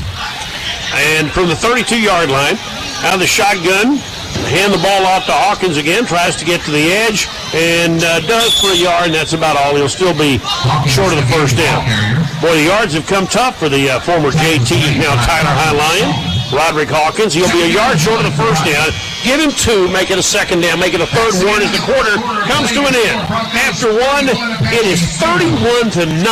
New Mexico Military over Tyler. Back in 1 minute, 92.1 FM, The Team, and the Team Sports Radio mobile app powered by Maddox Residential and Commercial Services. We've got Katie from TJC in the studio. Now she's a sophomore and a TJC orientation leader. Katie, what are some of the benefits of registering for May and summer classes? Yeah, so the benefits of registering for May and summer classes are that you just get a jump start on your education. So you can start knocking out classes and you won't feel so overwhelmed during the spring and fall trying to get so many credits in. May and summer registration is open right now. Katie, where can we find out more? Visit us at tjc.edu or at a registration event. Hi, John Bass from Major's Pharmacy. Woo, son, come see us at Major's Pharmacy, because, brother, they got it all. When you don't feel well and need a prescription filled quickly, the chain pharmacies will make you wait. Major's Pharmacy won't. Bring your prescription to Major's Pharmacy, and in most cases, they'll fill it and have you on your way in 15 minutes or less. Major's Pharmacy accepts most major insurance plans. Major's Pharmacy, South Broadway at Shelley Drive, across from Wagner Cadillac, and online at majorspharmacy.com. 92.1 FM, The Team. We start the second quarter, and the Apaches on a 3rd and 1 hand the ball to Chris Winters, and he picks up enough for the first down on a 3rd and 1. He picks up 2 yards to 36. Believe it or not, as we start the second quarter, Tyler is down 31-0, and that was only their second first down of the day. That's exactly right. Long way to go. Big hole to dig out of. They got to get to work right here. All right, going right to left on your device. Maybe the second quarter can turn it around. The handoff coming near side. Winters with a stiff arm. 40, 45, and a gain of 9. Out to the 46. Very close to a first down for Apache running back Chris Winters out of a Little Cypress, Mauriceville, and that's a gain of 10 yards, and they say it's a Tyler first down. It's great blocking by the left side of the offensive line. A tough run as well. So good job that time for the Tyler offensive line, and especially for Chris Winters, the 6-foot freshman, 6-foot, 204-pound freshman. 2 carries, and he picks up a first down. And they'll keep it on the ground to Hawkins. Hawkins across the 50. Hawkins pops down to the 41-yard line. Nice run of 13 yards by Apache Roderick Hawkins in the Tyler running game after a sleepy first quarter. Kind of getting in gear here. Got off to a slow start, but so far, they've got a good possession going.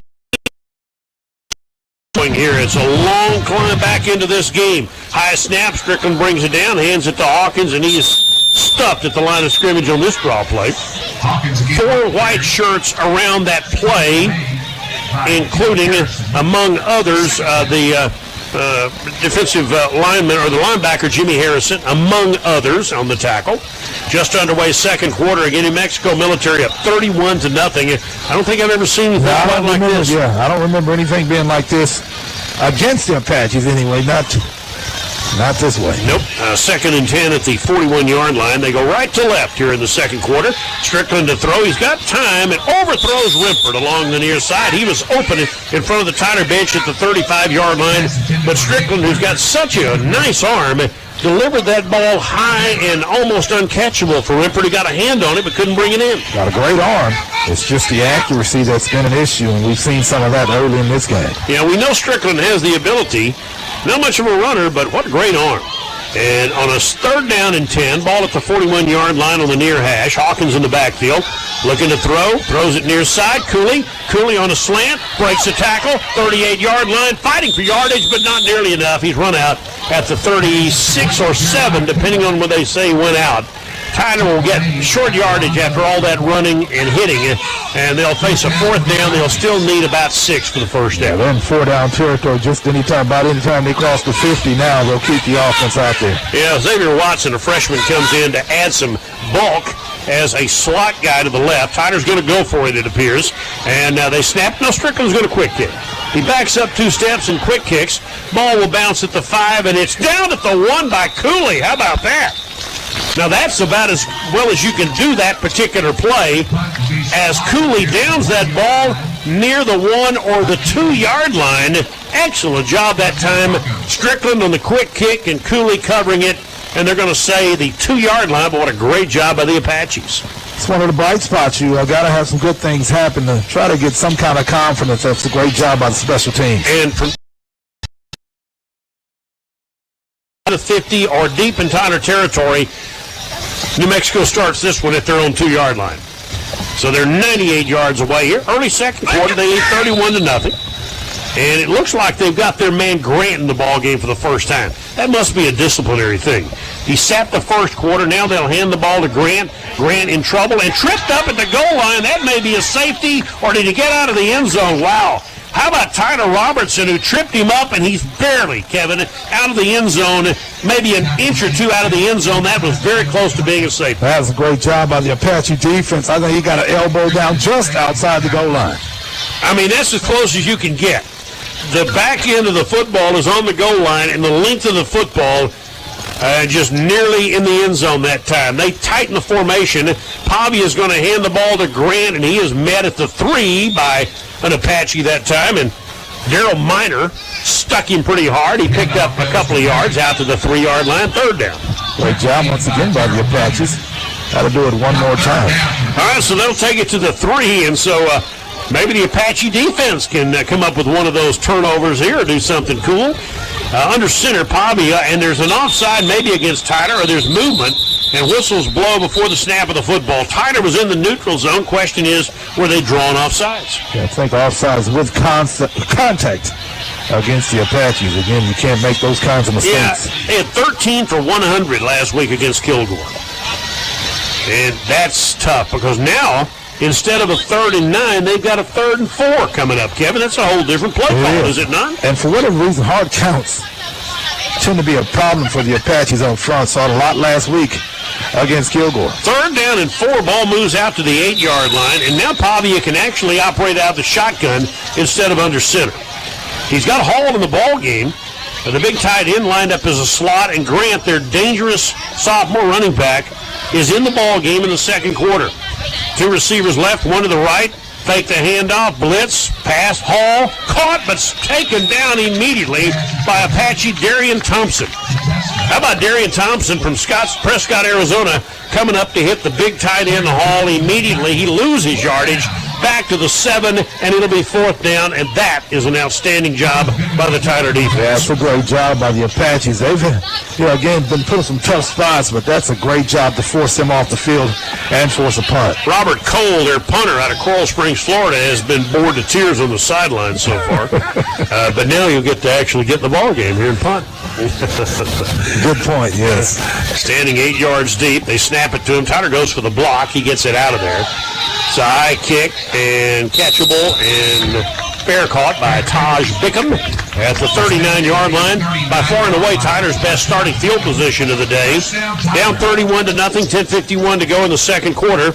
The Apaches have it at the 39-yard line of New Mexico Military. Right, I was a little surprised the Apaches quick kicked it last time around. I thought once they crossed the 50, they were in 4-down territory. They have to take advantage of this starting field position. Into the ball game for the Apaches at wide receiver is number 85, Deshaun Cooper, who's had a catch and a drop today. He lines up wide to the right side, Cooley near side. Fake the handoff, Strickland looking to throw. Holding the ball, hit as he throws downfield, looking to go deep into coverage, and Cooper not able to go up and get it at the goal line. Intended for Deshaun Cooper, And defended pretty well that time by one of the defensive backs, number 23, Tyreek Thompson. Second down. Make that Kavian Brooks, I should say. Brooks defending on the play. It'll be second down. That's a good job by the Apache offensive line. Strickland had plenty of time, just couldn't find an open receiver. Good coverage. All right, so it'll make it a 2nd and 10 at the 39-yard line. 4 wide receivers set and 1 back. They blitz, and Strickland holds the ball, and now he's going to look to run with it. And he's going to take it to the 35, to the 30, and down inside the 30 and run out of bounds, but a first down, Tyler, near the 25-yard line. That by far and away has to be his best run of the year. He has slid on a couple of running plays after short gains, but that time he picked up more than enough for a first down. So Brendan Strickland with a first down run for Tyler to the 25. A good decision to get it upfield. Couldn't find an open receiver. Once again, good pressure. And they were blitzing. He picked up 14 on that carry. Back to pass. Strickland again looking, pumps, throws downfield, overthrows the intended receiver, and I'm not sure who it was intended for either. Justin Clark, number 9, or Tyler's number 80, Jalen Jackson, both in the area, but he overthrew both of them. Well, Jalen Jackson had that look on the face, kind of like we did. Where was that ball going? So not close to receiver on that play. They'll make it a 2nd down and 10. 10-17 to go here in the second quarter. 31-0 New Mexico Military. Yep, I'm not joking. And they snap the football, hand the ball off to Hawkins, and he's tackled back at the 30-yard line. Never had a chance. 3 white shirts on him, led by, among others, number 98, one of the Samoan kids, C.J. Sanui, out of Pago Pago in American Samoa. Okay, well, that's a great play by him. Good penetration, dropping for a huge loss there on a handoff. 3rd and 15, and the Apaches again facing a 3rd and long. 9:50 to go. Ball in the middle of the field, and again they send out 4 receivers, 2 to the left, 2 to the right. 3 down linemen and a 3-4 look defensively for the Broncos. And Strickland facing a 4-man rush, in some trouble, and he will be sacked back at the 36-yard line. Boy, they were coming that time, and the Apaches just couldn't block them. So he is dropped for a sack to the 36-yard line. The man who did the sacking that time was Eddie DeSantos, one of their defensive ends from Oslo, Norway. How in the world where do you find all these international guys? Team, I'm not sure how that happens, but it looks like right now the offense is still out there. Maybe another quick kick, but we'll see. 4th and a bunch, ball back at the 36, and they're going to quick kick it again. Strickland will do that. And it's an end-over-end kick. This one's going to fly into the end zone and go out of the back of the end zone. So that one didn't work so well. They netted maybe, 7 yards out of that? He booted that one through the end zone. Yep. So the Apaches kick it into the end zone, and it'll be a touchback. And so with 8:55 to go in the second quarter, ball will bite at the 20-yard line. Tyler actually gained maybe 15 out of that. And that's where the Broncos will start the drive. They go back to work. 31-0 our score. And recapping the first half is going to be entertaining because there were 2 picks. There was a punt block in there. Let's see what else. The short punt, a punt block, 2 picks, and then a fumble recovery in the end zone at the goal line on a pass play that was knocked out of the hands of the tight end, but one of their guys recovered for a touchdown on that one. From the 20-yard line, Pavia out of the shotgun again, 3 receivers. Takes the handoff, and will have to keep it, and he'll eat it. Swarmed under that time by Darian Thompson and Billy Pullen, number 41 and number 27. And so Reedus, I think, also in on that tackle. He's in the ball game, number 58. But anyway, loss of a yard, second down back at the 19-yard line. A lot of Apaches in on that tackle. Good job of not allowing the quarterback to get free. Apaches they've got 3 down linemen, and they've got Adams up on the line of scrimmage, a linebacker playing as a stand-up defensive end here with a 4-man line on 2nd and 11. Pavia, snap, play action, looking to throw. Now they leave the middle open. He's going to run with it upfield. 27, 28, 29, 30. First down, more out to the 34-yard line.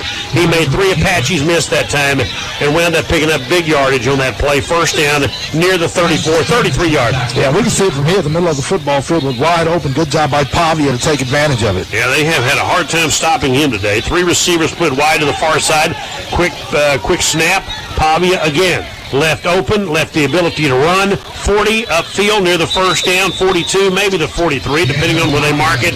And that may well be another first down by Pavia on what looks to be a 10-yard first down run to the 43-yard line. Got a great downfield block by his receiver, Jaden Smith. He took out 2 Apaches. That allowed Pavia to turn the corner and get the first down. Apache's willing to rush, but they leave the middle of the field and allow Pavia to break contain and do no really struggling this afternoon at trying to keep tabs on the quarterback. First down the 43, a man in motion. Hand the ball off to Grant, and Grant's got a hole, 50. Grant inside Tyler territory, 40. Grant 35. Grant 30 and run out of bounds along the near side. Near the 30, they're going to say the 31-yard line, and that is a first down for Anthony Grant, who is their leading rusher. Whistles blow all over the place. And there's another Tyler player down on the field with 7:24 to go. Tend to forget that this is one of the better run football teams in the country, number 4. Let's pause 10 seconds for station ID as you listen to TJC Apache football. This is the team. 92.1 FM, KRWR Tyler. Outkick the coverage with Clay Travis. Mornings 5 to 8. You're on the team.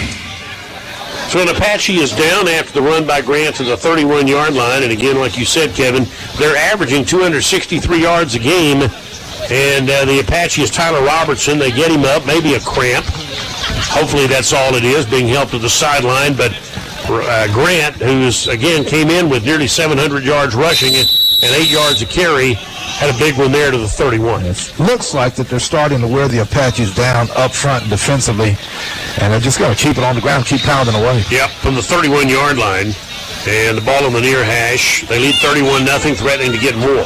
2 receivers right, tight end Hall is lined up as a slot left. Hand the ball to Grant, pops at the 15, and he's inside the 15, inside the 10, down to the 6. It'll be first and goal. It took 5 Apaches to bring him down. Yeah, several missed tackles, and that's a sign of a defense that's getting tired, getting worn out. They spend a whole lot of time on the football field, of course, because of the ineptness of the offense, and they're starting to wear down. Worst first half beating I've seen. You and I've been doing these games for 22 years here, but I've never seen anything quite like this at this stadium. We've seen TJC. Yeah, we've seen TJC be up on teams like Cisco and Ranger like this, but never against the Apaches. First and goal at the 6-yard line. Man in motion, and fake the handoff. Pavia on the rollout. Pavia is going to keep. Pavia is going to score, and it's 37-0 as he goes in from 6 yards out, and the Apaches right now quite defenseless to do anything about it. Yeah, and you hope that they haven't given up. I don't think that's the case, but I think they're just getting worn out. Again, the defense has spent a lot of time on the field, and on that drive, it's pretty clear that they're tired. Breaking tackles, they're allowing the tackles to be broken, can't get anybody down. Pavia, a good strong run there. Another one gets him under the end zone. All right, Testa to come on to add the extra point. It's 37-0. Boy, hats off to New Mexico military for the job they've done this afternoon. The Apaches have made some mistakes, and the Broncos have taken advantage of them. I mean, they're showing no mercy here right now, which is their job. I mean, it's football, 38-0 with the extra point, and with 6:31 to go in the second quarter, it's all Broncos. They lead the Apaches 38-0. Back in 1 minute, 92.1 FM, the team, and the Team Sports Radio mobile app, powered by Maddox Residential and Commercial Services. Hey, Doc Deason here once again with Real Edge Real Estate in Tyler. Like you, it feels a little odd to have TJC on the football field at this time of year, but at least they finally got to suit up. I have and always will love watching the Apaches play at Rose Stadium, and when I can't be there, I listen here. As a real estate agent, I get to show off Tyler to countless newcomers every year. And I'm always proud to run them right down 5th Street to see our beautiful TJC campus. I've yet to have someone not be impressed by what they've seen either. We have an absolute treasure in this school, never mind the traditions and memories that so many of us carry from our days on campus. So thanks for listening today, and thanks for supporting our TJC Apaches no matter the time of year. At this time of year, the real estate market is hopping, and so if you need help with something in that realm, give me a call, 903-262-8680, or check out testimonials from past clients at DocDeasonRealEstate.com. 92.1 FM, the team. Kickoff by Testa, fielded at the 10 by TJC's Roderick Hawkins, upfield to the 20, 25, 30, crossing the 30, down near the 33, maybe the 34-yard line, depending on where they spot him down. Tyler trails 38-0. Pavia, a 6-yard touchdown run, his second touchdown run of the day. 6 plays, 80 yards, 2 minutes and 24 seconds. And on that drive, again, the Broncos were able to get their run game on track. And we're still in the second quarter. Man, unbelievable, really. 6:28 to 6:24 left to go in the second period, and the Apaches are down 38-0 in their own house. We haven't seen anything like this. Yeah, these are both 2 and 3 teams. I thought this would be a competitive game. First down for Tyler at their own 34-yard line. 3 wide receivers and 2 backs. The blitz. Strickland being chased all the way back to the 20. He's going to throw the ball upfield, and it intended that time for Cooper into double coverage, incomplete. Ball tipped away from him at the 44-yard line. Second down. Oh, dangerous pass. But again, he got backside pressure just fine. Trying to make something happen. Right there, just simply not there for the Apaches. And again, I'm just not sure what to say about the offensive line. It has been just so ineffective. Just hard to know, really. The Apaches bringing in some new guys. They have a new tackle in the ball game, Jason Richardson, and there's movement along both sides of the football prior to the snap. And on a 2nd and 10, ball at the 34, the officials will talk it over. Looks like this is going to go against New Mexico Military for offsides. Yeah, Drew, an offensive lineman offsides are out of his stance that time. And the Apaches will get 5 yards. The offensive lineman actually thought that flag was on him, but they'll mark it off in favor of the Apaches. And the left tackle is Jason Richardson, a big freshman from Lake Charles, Louisiana. And it'll be 2nd down and 5 at the 39-yard line. 3 down linemen. Again, they've really put a lot of pressure on Brendan. And they do it again here, but Strickland gets rid of it and completes the pass upfield. Caught near the 44-yard line before being run out of bounds. Number 82 is Kelly Akayarhi, and that is, again, close enough, may be a first down. They're going to measure. The kid had a nice game last week. Kelly Akayarhi from Irving, 7 catches for 102 last week. He was a bright spot in the Kilgore game. That is a first down. Good game last week. Good catch there, and that is a first down. Akayarhi gives Tyler a first down at the 44-yard line. Ball on the near hash at the 44. Late second quarter, back to throw out of the shotgun. Strickland being chased. Got some room up the middle. He's not like Pavia, but he does get 4 yards on that carry down to the 48-yard line. Pavia is a better runner, but Strickland does pick up 4, and it'll be a 2nd down and 6 coming up for TJC at the 48-yard line. Strickland once again felt the pressure, stepped up in the pocket, and just kept going, and at least got positive yardage on the play. Strickland's a big kid, again 6'3", a 4-year starter at Princeton High School in the Metroplex. And on the 2nd down from the far side, far hash, going right to left in the second period. And the ball off coming near side. Winters turns the corner at the 50, and Winters has a nice gain. Close to a first down around the 47-yard line. Maybe a little short of the first down, but pretty close. And depending on where they mark it, nice job by TJC. That is a first down. They give him credit to the 46-yard line. That's a tough run. That's the way you finish off a run, lower your head, and get that 1 yard. Winters came in with 13 carries, 59 yards, and he's on the pace to double that in one afternoon. Ball at the 46-yard line. Snap again. Strickland steps up under pressure, dumps it for Hawkins, and he had to pick that ball up. That was a backward pass that bounced in front of Hawkins, who picked it up. And I don't think that's an incomplete pass. I think that was a backward pass, which would be a fumble, would it not? It was a backwards pass, and they'll lose some yardage on the play. A headsy play by Hawkins to pick that thing up and at least try to get upfield with it. Yeah, but it turns out he loses yardage. It'll be a loss of 4 back to the 50-yard line.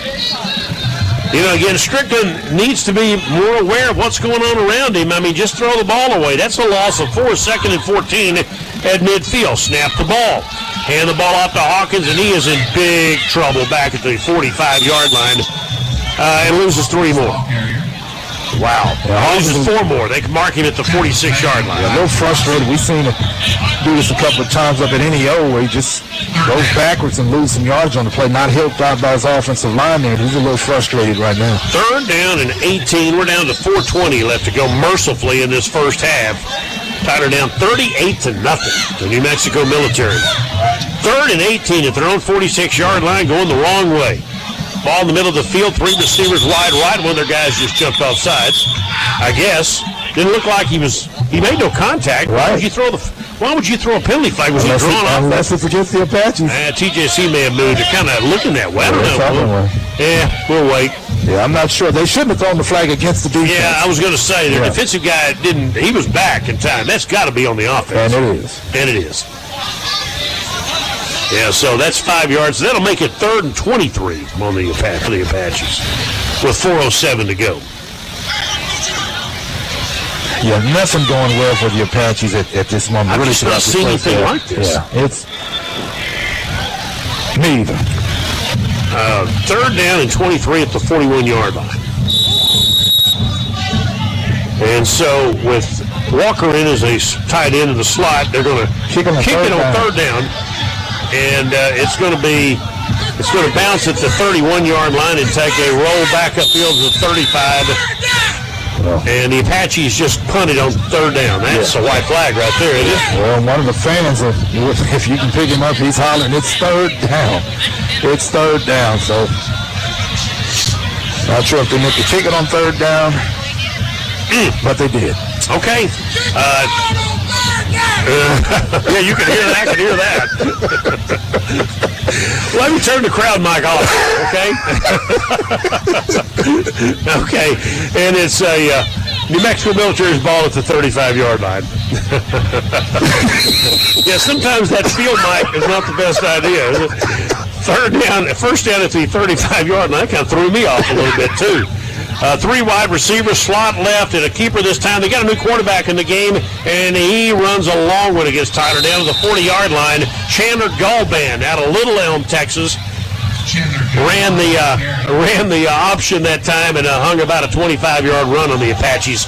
Inside the 40, down to the 37 with 3:45 to go. Easy run on a zone read. Gets upfield for big yardage. Wow, okay. That's actually a 28-yard run. And on a 1st down at the 37-yard line, Galban, again, a freshman from Little Elm, who has logged some snaps this year, is now the quarterback. Pavia on his way back to Roswell, I think. 3 receivers and a handoff to Grant. And Grant's hit nicely done at the line after a short gain by the Apaches that time. And TJC linebacker Ramel Reedus, our defensive lineman Reedus out of Anna, Texas, makes a nice play that time. Gain of about 3. It'll be 2nd and 7. That's a nice play, one of the few. Again, the Apaches defensively have been put in some tough spots. A good play there. 2nd and 7 at the 34-yard line. Ball on the far hash. 3 receivers set, and again out of the shotgun. Galban, the quarterback. Snap. And keeps, and I guess they eat it. Back at the 39, and a penalty flag flies. Well done, Billy Pullen, who broke through and knocked his defender into the backfield, made the play. Now the penalty flag. Yeah, late penalty flag. The Apaches are clapping as if it's against the Broncos. Pullen ran his blocker so far in the backfield, the blocker made the tackle. Pullen was kind of in on it. I mean, that was a dominating play by Billy Pullen. It was, yes, it was. And let's see what... Interesting call here. See if they decline it, because they lost yards on the play anyway. We'll get the call.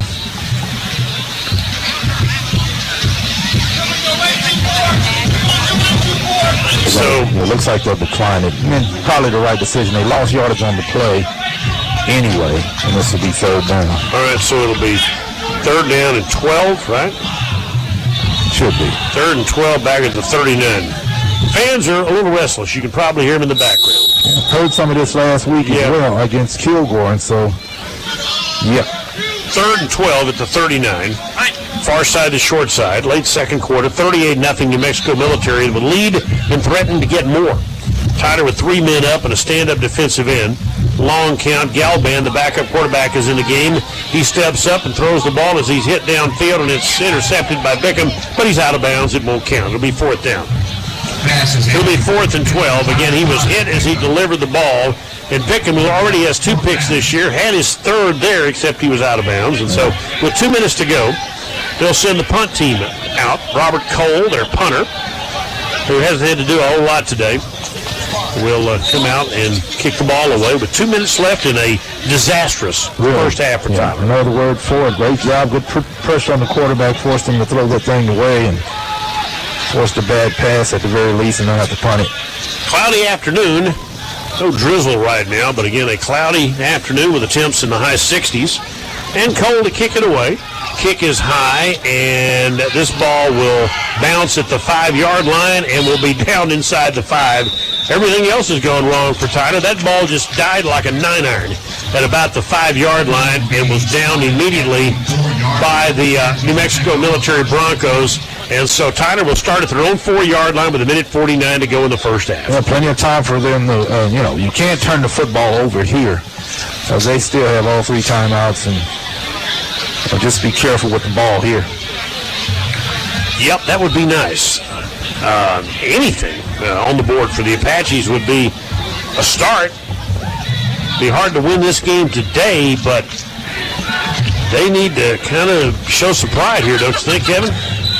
You got to put signs of life, absolutely, Billy. Yeah. You got to put something together. Sheldon Benson, the center, will snap it to Strickland, stands in the shotgun in the end zone. Hands the ball to Hawkins, and he gets a couple out to the 6-yard line. Call it a 3-yard gain to the 7. Looks like they're going to mark him at the 7, so it'll be a 2nd down and 7. We've got a minute and a half to go before halftime. And I really don't know what to say about this first half. Not much to say, yeah. Wow. Just kind of unprecedented here for what we've seen, you and I, doing these games. Never seen a first half at Rose Stadium against Tyler quite like this. 2nd and 7. Draw play. Hawkins looking to get to the edge. Cannot, and taken down before he can get to the corner that time by one of the linebackers that time, coming up to make the stop for New Mexico Military is Alonzo Druhart. Yeah, pushing and shoving after the play. There is a penalty flag. We'll see who drew the flag. The Apaches were in a little bit of a trouble. I thought the Broncos would call a timeout after that stop and try to get the ball back, but we'll see who this penalty is on. Looks like it might be against the Apaches. Well, he lost yardage on the play. So whatever happens here, Tyler's either going to face, a 2nd and long or a 3rd and long, depending on you pick your poison. Right. It's against Tyler. Well, it looks like it's against the Apaches, and if I'm the Broncos here, I try to get the ball back one more time. Yeah. All right. They're going to decline it at the 6. It's at the 6 where they brought him down. They should decline the penalty, take the down. Yeah, it'd be 3rd and 9 if they declined the penalty. Right. Ball's at the 6. I guess they did. Yeah. Did you ever see a signal? Right call. I never saw a signal, but that's the right call. Well, as tough a day as the Apaches have been and had in the first half, their defense, the New Mexico Military defense, 3rd and 9 here, ball at the 6. Tyler looking to get a play here. Snap the ball to Strickland. Strickland will hand the ball to Hawkins, and Hawkins will get it out to the 9-yard line, and that's all. And with less than a minute to go, they'll call a timeout. They want the ball back. Why not? Yeah, I mean, listen, in the day's game, all three timeouts. Yeah, exactly what I said. The Apaches were in trouble there if they didn't get a first down, and they are, because they called the timeout, and they should get good starting field position once again for their offense to go back to work. Nose of the football near the 10-yard line. Tyler will have to punt out of the end zone. They've already had one block today. It's 4th and 4. And so they're going to have to kick this ball out of their own end zone. New Mexico Military has all 3 of their timeouts left in 52 seconds. That's a lot of time. Right, 2 timeouts now left after they just called this one here to stop the clock, but plenty of time. Wow. And again, this is just about, the players aren't this bad. The coaches are certainly not this bad. This is a good coaching staff and good players. But they've had a really, really bad first half. Right. Everything has gone wrong for them. It's been a rough go. Yeah. It's just hard to describe as you talked about. Disastrous is probably the best word so far. You have those kind of days, and they're having one right now, aren't they? But we still got a whole second half to go, and again, there's a lot of time left for the Apaches, even if they don't win the game, to maybe regain something that they can take into these last 2 weeks. But first order of business is getting this punt off and then maybe get to the locker room without giving up any more points.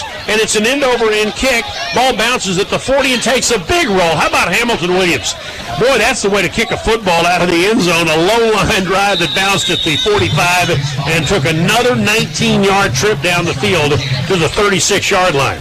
So a heck of a job that time by Hamilton Williams who winds up from the 10-yard line all the way down inside the 40. So that is a 54-yard punt by Hamilton Williams. Good job by the kid from Grace Community. That's an important punt because I believe if they get a short field, which they expected, I think they try to tack some more scoring on now. They'll probably are going to be a little more conservative, but we'll see. That's the best special teams play of the day for sure. And a nice kick, 54 yards by Williams. Ball at the 36-yard line. And Galban, their quarterback, again, they've got all three of their timeouts, and they need to cover 64 yards in 39 seconds. Three receivers split left. Back to pass Galban. Looking, throws upfield, completes it to Grant. Grant's dangerous. First down and more at midfield into Tyler territory at the 48, and they should call a timeout here with 30 seconds left. Clock's going to stop to move the chains, but they're being aggressive here. They're trying to score again. I guess they can spike it and maybe save the timeout. So the clock stopped for the first down, and now it's down to 25, and they're going to snap the football here, and Galban looking to throw. He rolls out, throws downfield. He's got a man wide open at the Tyler 21-yard line, and that is a first down throw to a big kid, Jaden Gonzalez, a tight end coming out of the backfield. And he was wide open. The Apaches lost that big guy somehow, and a good quarterback by the quarterback Galban that time, and they're in business once again. And they did call a timeout with 14 seconds left to play. So we'll keep it here. 21-yard line.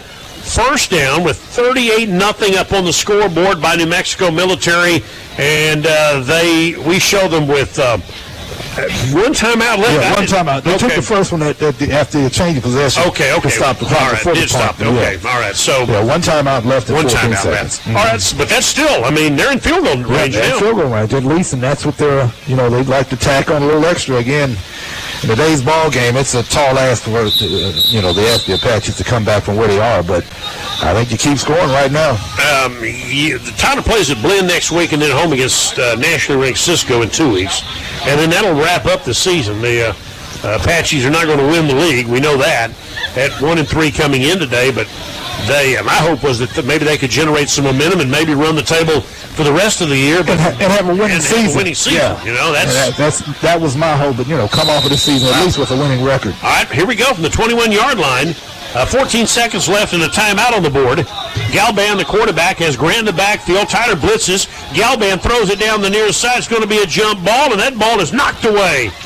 Nicely done by TJC's Jaden Moore. Along the near sideline on a pass intended for Quintravius Moore with 8 seconds left. It'll be second down. Yeah, great job by Moore to high point that ball. He got as high as he could to knock it down. Didn't give the receiver any chance to get a hand on it. Second down. So Tyler's Jalen Moore, the freshman from Camden, Arkansas, does a nice job that time. It'll be another try here on 2nd and 10 with 8 seconds left on the 21-yard line. And they're clearly throwing at the end zone now.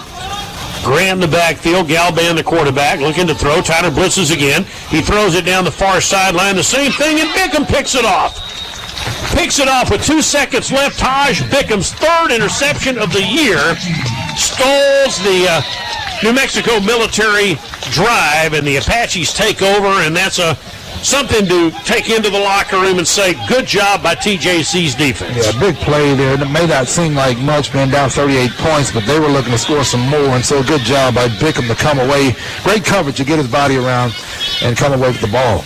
So Tyler at the 20-yard line can take a knee here and at least take that into the locker room and try to regroup here and look a little better for the home crowd in the second half. And so the lights aren't even on yet, and at some point they're going to turn the lights on, I think. It's getting dark enough out here now they may have to turn the stadium lights on here at Rose. And a handoff on a draw play, and as the clock expires, here's a big run by Rod Hawkins upfield to the 40-yard line. A 20-yard run to end the first half, and after 2 quarters of very, very difficult football, the TJC Apaches will go to the locker room trailing New Mexico Military 38-0 here at Christus Trinity Mother Francis Rose Stadium on 92.1 FM The Team and the Team Sports Radio mobile app powered by Maddox Residential and Commercial Services. We're here with Katie from TJC. Now, Katie, tell us a little bit about registering early for fall classes. Yeah, so it's so important to get your registration done. There comes a lot of benefits in registering early. You get to have a jump start on your education and also I know schedules can be complicated, mostly for students that work, and just being able to register early, you get more options. So like, don't wait for the last minute because classes can fill up. Registration for fall is open right now. Katie, where can we find out more? Visit us at tjc.edu or at a registration event.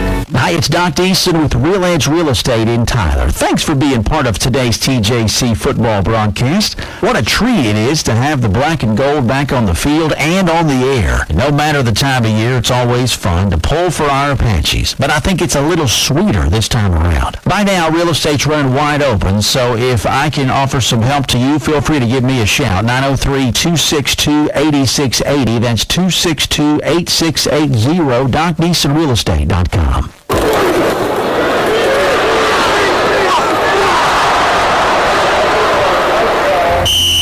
Hello fans, this is Randy Grooms with Citizens First Bank here in Tyler.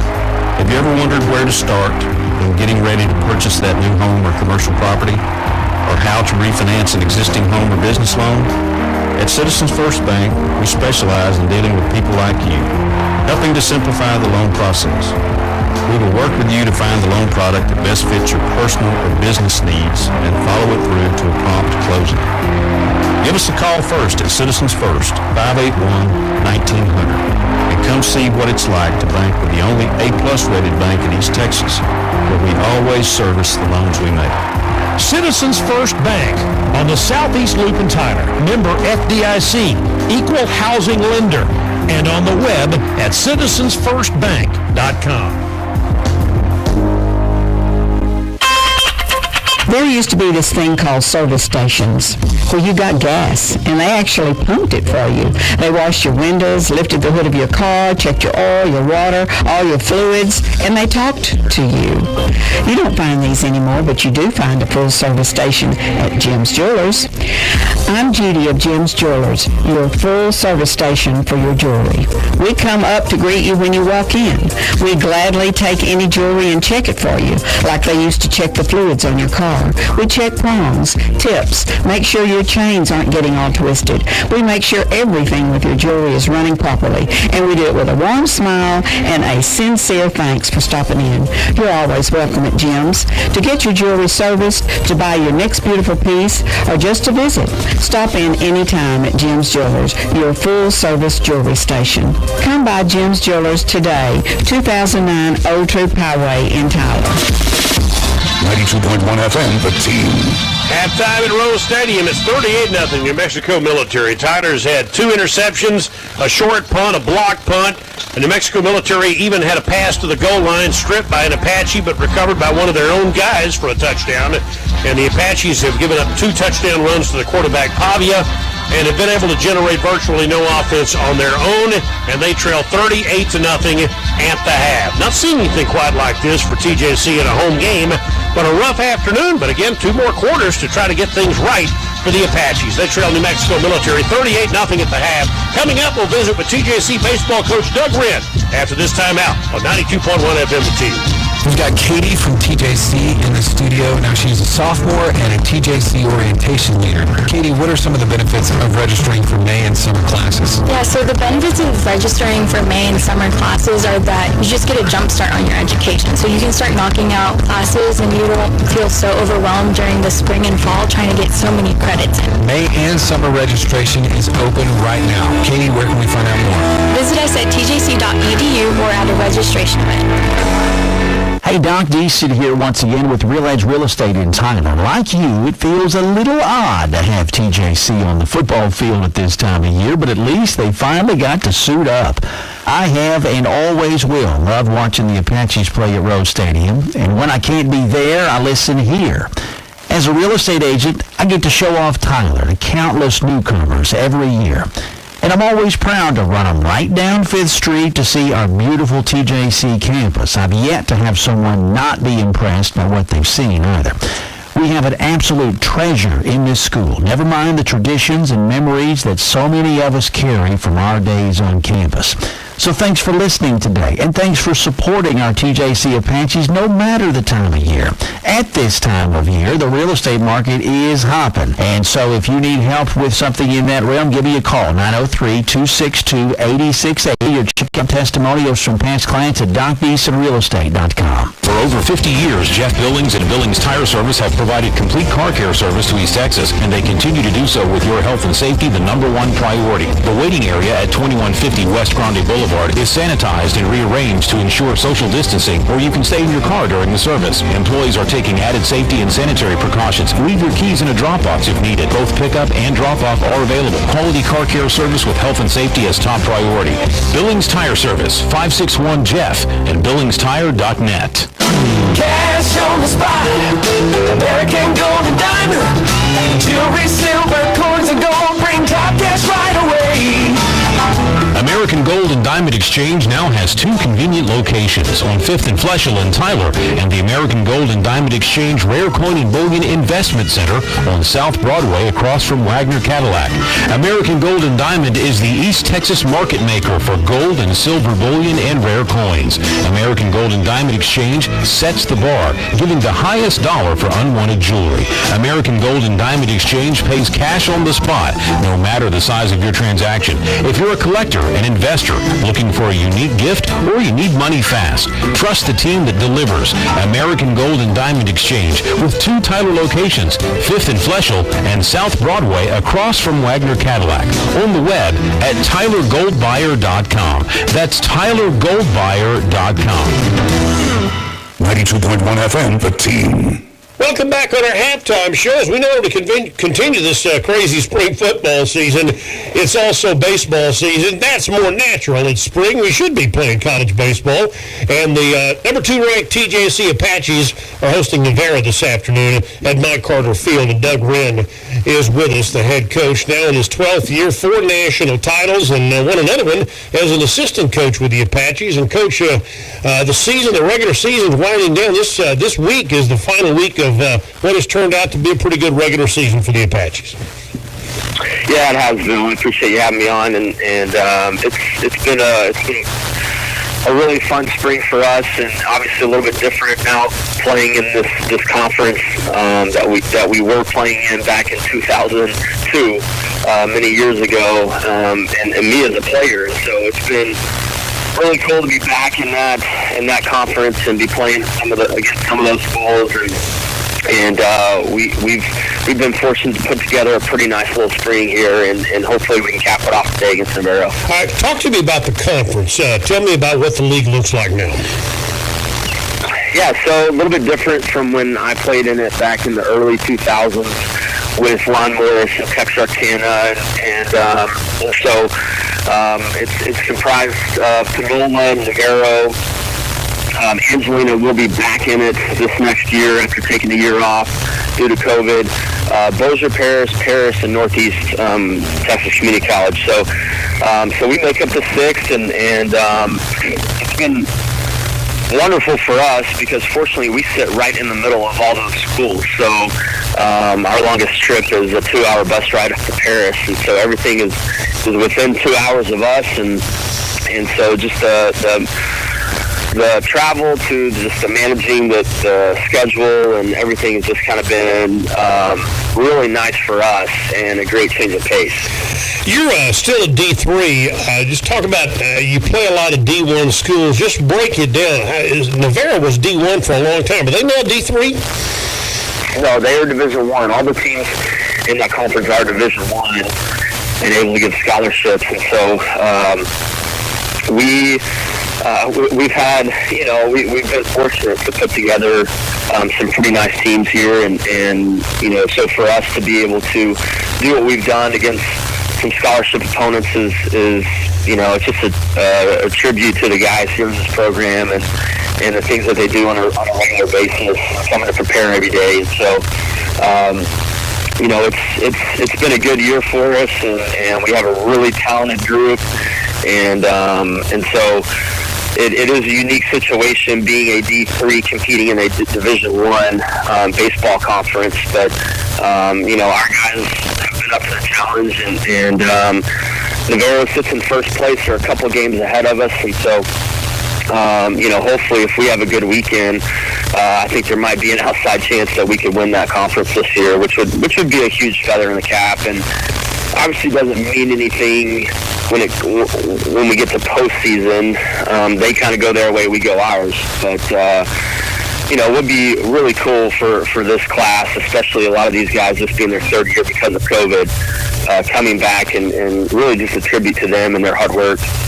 Yeah, let's talk about the team in general, and in particular, who are the leaders on this club? Who are the guys that have really stepped up this year for you? Yeah, I think when it comes to that, you really have to look at some of these third-year guys.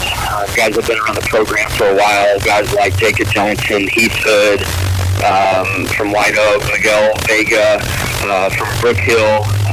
Guys like Dalton Davis, who've been just kind of a mainstay in the middle of our lineup. And then,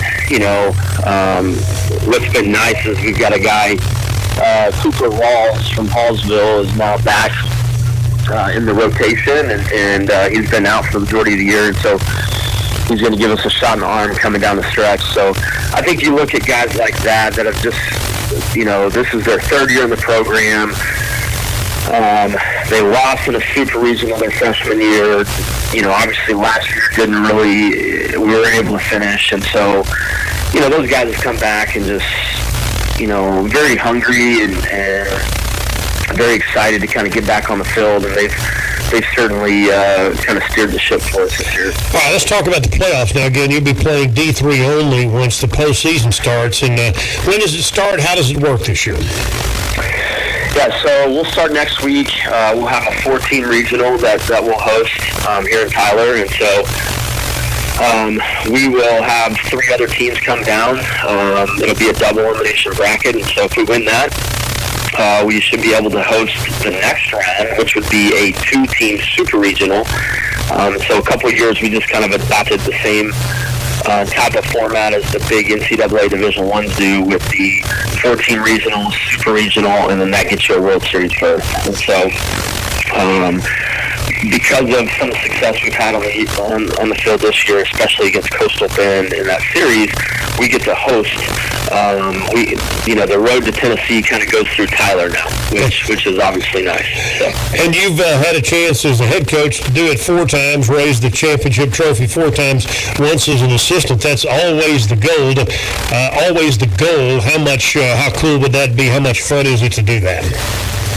Man, it's unlike anything else, and obviously we've had some success in the past, and I've been able to make some trips to some World Series, but it's one of those things that I want this group to experience. That I want them to experience what a World Series is like.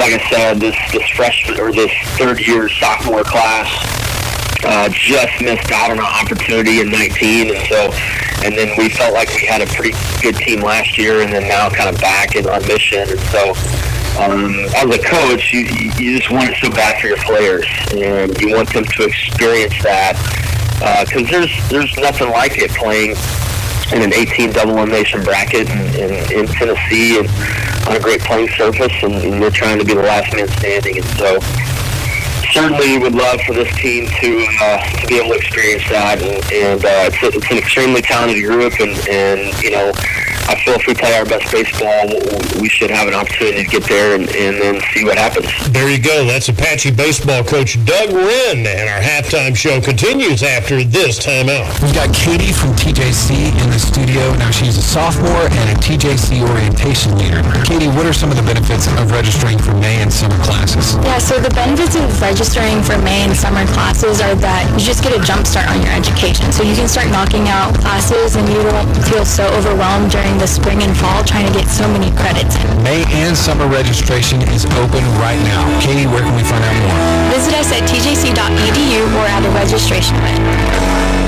Hey, Doc Deasy here once again with Real Edge Real Estate in Tyler. Like you, it feels a little odd to have TJC on the football field at this time of year, but at least they finally got to suit up. I have and always will love watching the Apaches play at Rose Stadium, and when I can't be there, I listen here. As a real estate agent, I get to show off Tyler to countless newcomers every year. And I'm always proud to run them right down 5th Street to see our beautiful TJC campus. I've yet to have someone not be impressed by what they've seen either.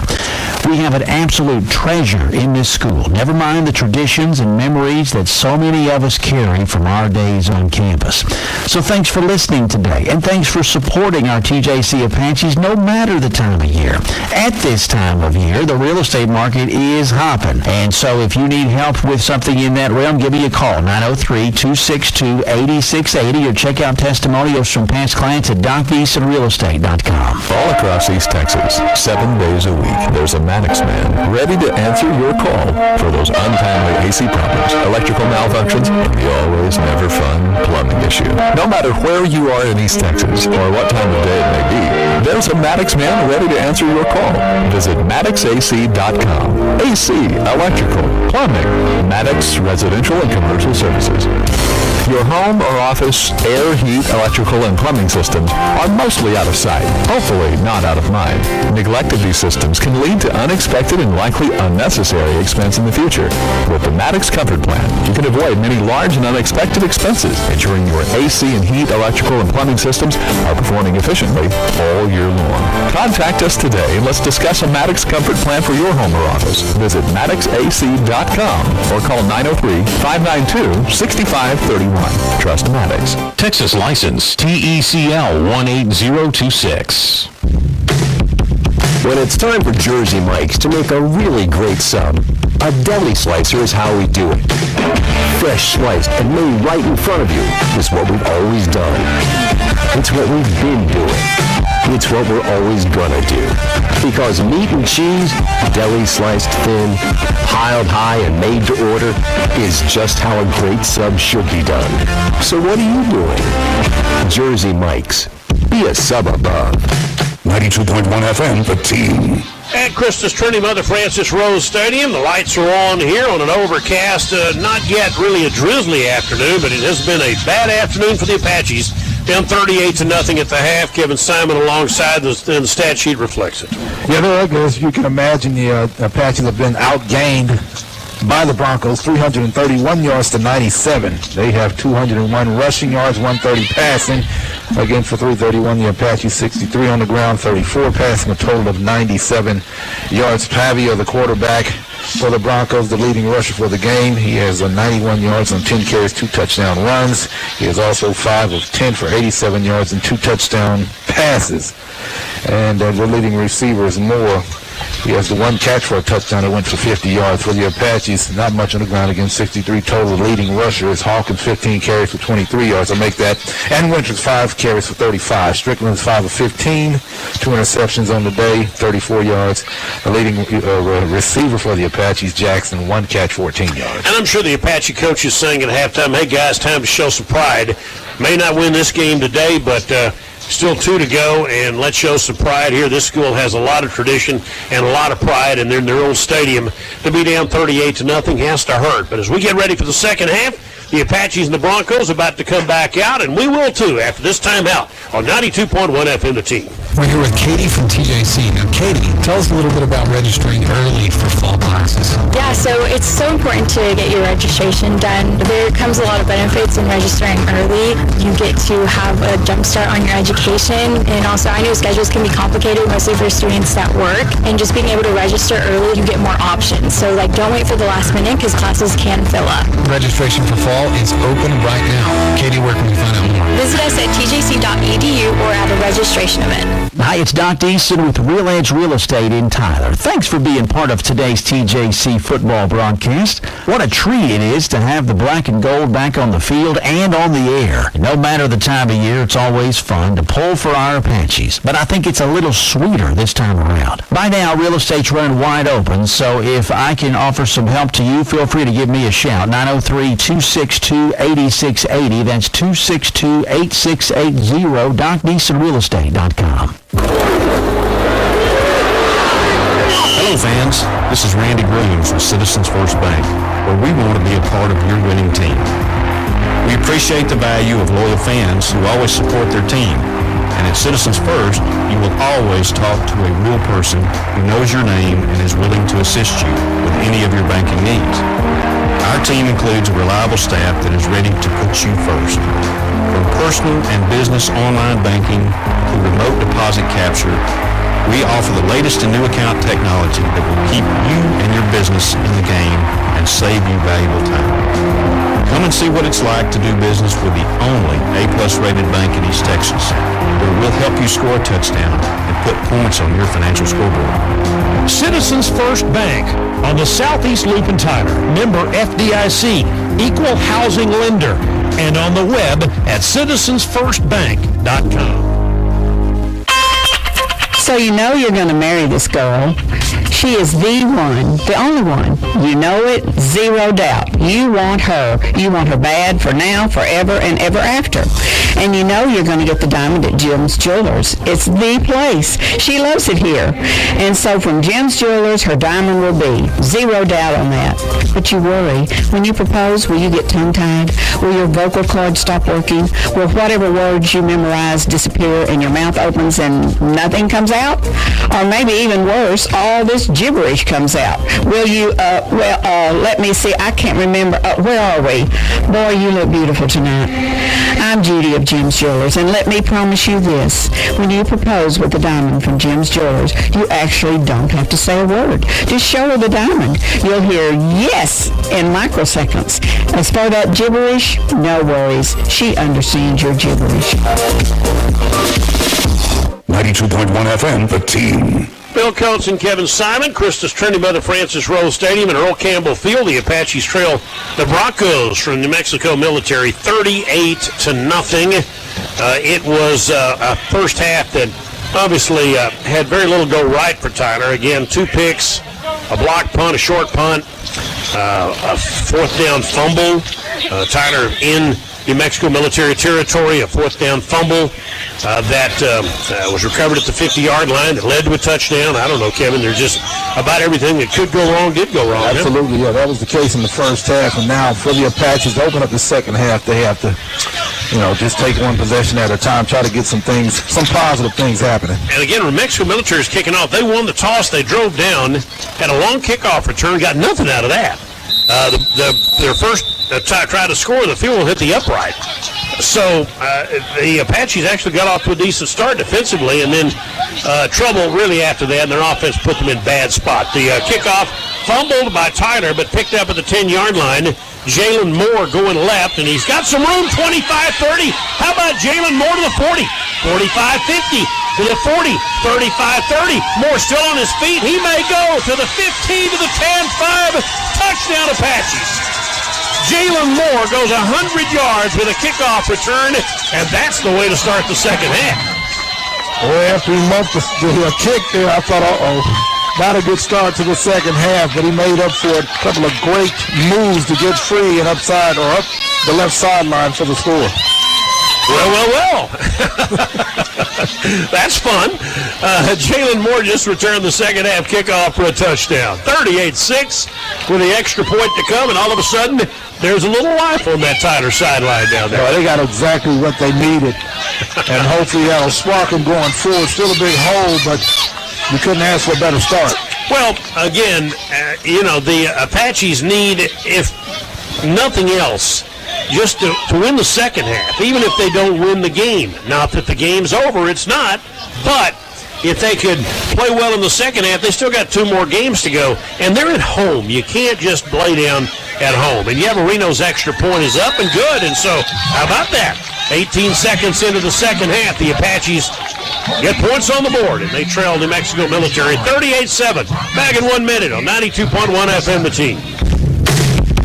When Jersey Mike's gives a sub some sizzle, the hot grill is the way. Every cheesesteak we make starts fresh, made to order atop a sizzling hot flat-top grill. The right way. The way meat, cheese, and peppers are prepared their piping hot best. It's the way Jersey Mike's has been doing it all along. Because when you're making a cheesesteak, a sizzling flat-top grill is really the only way. Jersey Mike's. Be a sub above. We're here with Katie from TJC. Now, Katie, tell us a little bit about registering early for fall classes. Yeah, so it's so important to get your registration done. There comes a lot of benefits in registering early. You get to have a jump start on your education, and also I know schedules can be complicated, mostly for students that work, and just being able to register early, you get more options. So don't wait for the last minute because classes can fill up. Registration for fall is open right now. Katie, where can we find out more? Visit us at tjc.edu or at a registration event. Tyler Junior College, it's high and short. Yeverino caught at the 24-yard line. Upfield, and here's a big hole for the New Mexico Military Broncos, and they're lost past the 50-yard line into Tyler territory for Terrence Moore, one of their return men, who was one of the upbacks that time. And both teams get big kickoff returns to start the second half. Terrence Moore into Tyler territory, much the same way they started the game with an 80-yard kickoff return. They take it down inside the TJC into Tyler territory at the 46-yard line. That's a good return, and the Apaches are lucky to be able to get a hand on him and keep him out of the end zone. All right, so now Parva, is it Galban or Parva? Pavia, their quarterback, on the field. Looks like Galban will start the second half. Pavia did a lot of damage on Tyler in the first half, but Chandler Galban is the quarterback, and they snap it over his head. Galban all the way back to the 45-yard line and has to eat it. And that's a loss of 9 yards on that play. As the high snap, Galban managed to get it, pick it up, and then had to eat it after a 9-yard loss back to the 45. That's a good break for the Apaches. That helps them out quite a bit, as now they're back in their own territory. Second down and 19 at the 45-yard line. The Apaches off to a good start here in the second half. 3-down lineman, a stand-up end here against this New Mexico military offense. Man in motion this time, and Galban will hand the ball off to Grant. Grant looking to get to the edge, and Justice Clemens on him. Missed the tackle, flag down, but Grant picks up some yardage, but gets about 5 of that back to the 49-yard line. A penalty flag down, and I'm wondering if it's going to be a face mask against Tyler. It will. That'll be a face mask against the Apache. Well played, aside from the face mask. Justice Clemens had Grant on the edge and then grabbed the face mask as Grant was about to get away, and so that's a 15-yard walk-off and a first down into Tyler territory at the 36-yard line. That's kind of the story of the day. First down. So the Apaches, again, a good play there, but a mistake by grabbing the face mask. Yep, so that'll take it down to the 36-yard line. And after what amounted to 2 tough offensive plays, they still get the penalty against Tyler.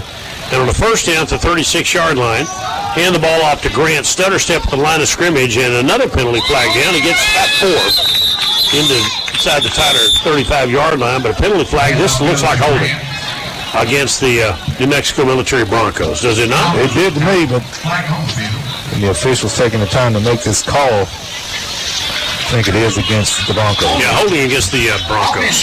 10-yard penalty. Tyrone Weber, the Canadian out of St. Catharines, Ontario, is called for the holding penalty. They'll take it back to the 46-yard line. Obvious holding call. They actually tackled an Apache on that play. 13:28 to go, third quarter. 38-7 our score. Ball at the Tyler 46. 3 receivers split toward the near side, which is the wide side of the field. They go right to left on your device. Galban throws the deep ball down the far sideline, and that ball is broken up. No, caught. Wow. Caught, boy. Jump ball between Bickham and the receiver won that time. That's a heck of a play by Quintarius Moore, and it's a first down inside the 15-yard line, maybe inside the 10. It's first and goal. Great adjustment by Moore on a fade route, underthrown. He broke off his route, came back and got the football.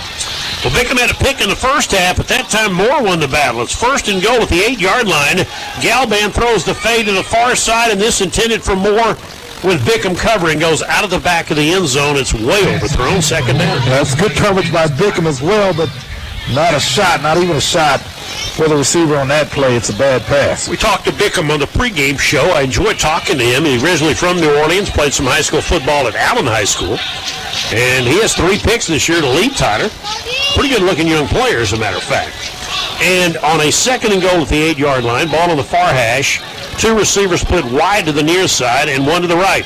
Man in motion this time. Hand the ball off to Grant. He's got a hole inside the 5 down to the 3. And their leading rusher that time, Gash, is Tyler. But it's still 3rd and goal at the 3-yard line for Anthony Grant, the sophomore from Buford, Georgia. Boy, he hit that hole in a hurry, and the Apaches did a decent enough job to keep him out of the end zone, but that's a good run. All right, so it'll be 3rd down and goal at the Tyler 3-yard line for the Broncos. And again, Grant, who sat out the first quarter, had to be some kind of a disciplinary situation, has made his presence felt here in the second, now the 3rd quarter. Hall is the tight end. He lines up as an H-back, slot left. Grant in the backfield, Galban the quarterback. The number 2 guy in after Pavia did a lot of damage in the first. And a handoff to Grant, and Grant hit at the 5-yard line. Now gets it inside left down the 1. Did it get in? I don't know.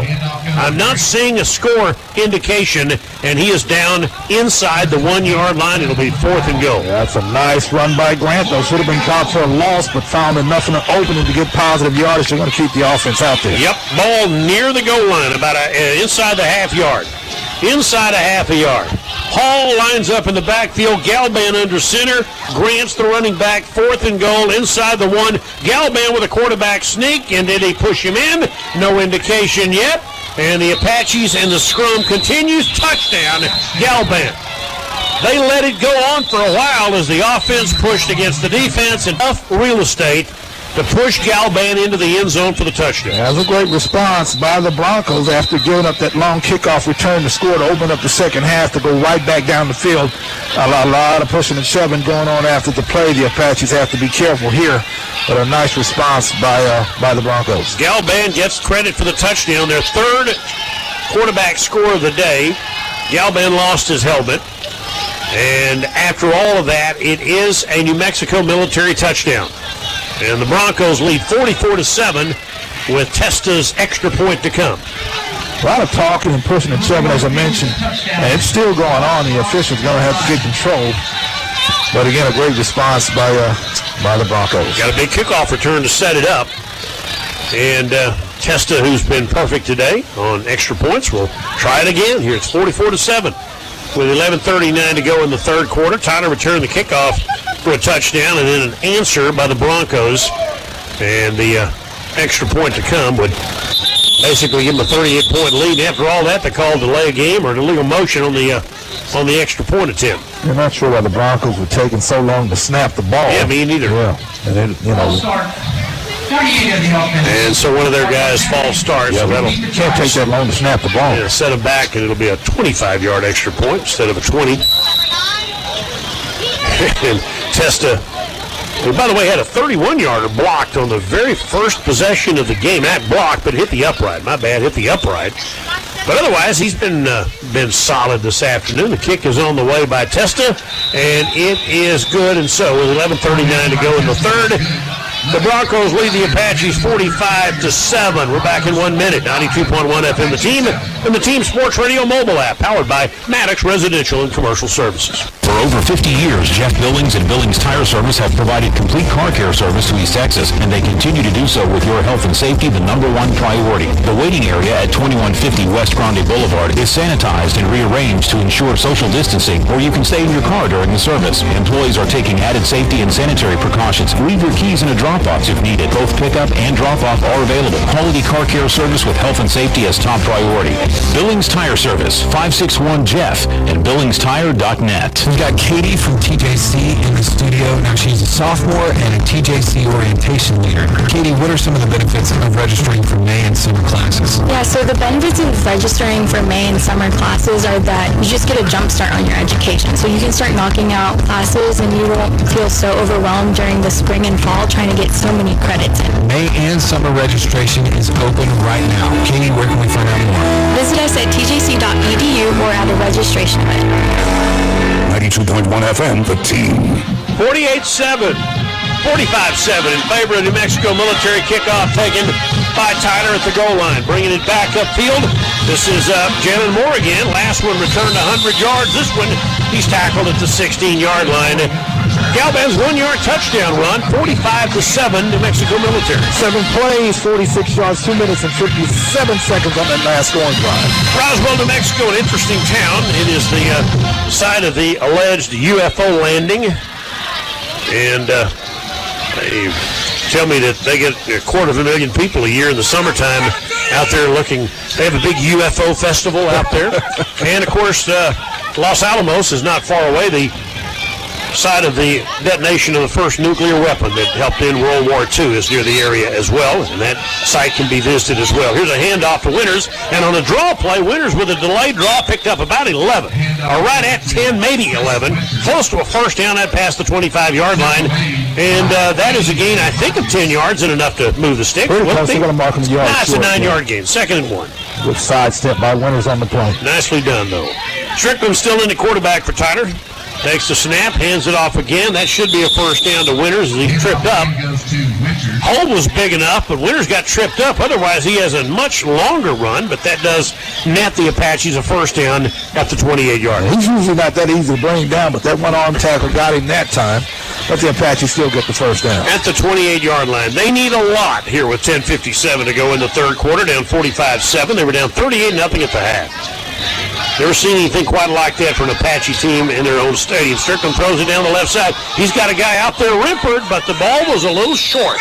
And that ball, if it's out there enough, as the cover guy on the play that time, I think O'Quinn maybe, but otherwise Rimpert, I think, is open. He was open. If he leads him far enough, and Strickland's got the arm, it surprises me that he underthrows so many. Underthrown that pass, but also I think they got away with the Broncos with a little bit of a hold there. The officials took a long look at it, but decided not to throw the penalty flag. 2nd down and 10 at the 28-yard line.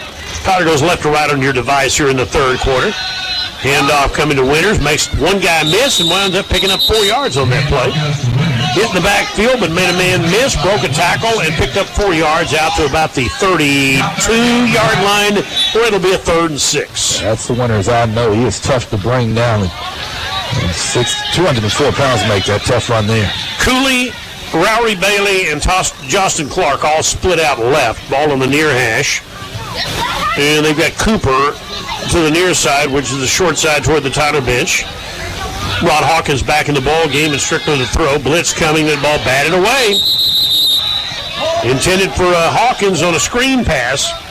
And batted down by number 16, Eddie Dos Santos. Tried to set up a tunnel screen, but well played by the Broncos. That'll force the Apaches to punt it away. Just broke up the pass. So Eddie Dos Santos, the 6'4" kid from Oslo, Norway, when you're that tall, they have him listed also as a wide receiver, but pretty good defensive lineman, kind of a tall, skinny kid, and that 6'4" helped him that time. Helped him there, made the play. Again, the Apaches are forced to punt. And to kick it away, this is Hamilton Williams again, I believe. And Williams has it blocked. That's the 2nd punt block today. And ball picked up by Tyler. And how about TJC? They picked it up, and Hamilton Williams has a first down. The ball was batted down at the line of scrimmage, and Hamilton Williams did not give up on the play. He ran toward it, it bounced up to him, and he wound up picking up the first down out to midfield. How about that? And number 7 for New Mexico Military backed away. You seen the Falcons do this against the Cowboys one time on Russell Tinsley. He backed away. He could have picked up the ball and downed it, but he backed away, allowed the Apache to get it and take off with it. And he returned it to the 45-yard line of New Mexico Military. Tyler maintains possession. So the kid from Grace, the freshman from Grace Community, has the punt blocked but picked it up, got a great bounce, and runs it upfield for a first down. Snap the football, max blitz coming. Strickland throws it down the left side. He's got a man open. It is caught and dropped by Rimpert at the 5-yard line. Oh, Rimpert had it. Was the ball knocked out of his hands? I think he just dropped it. That was a perfect pass.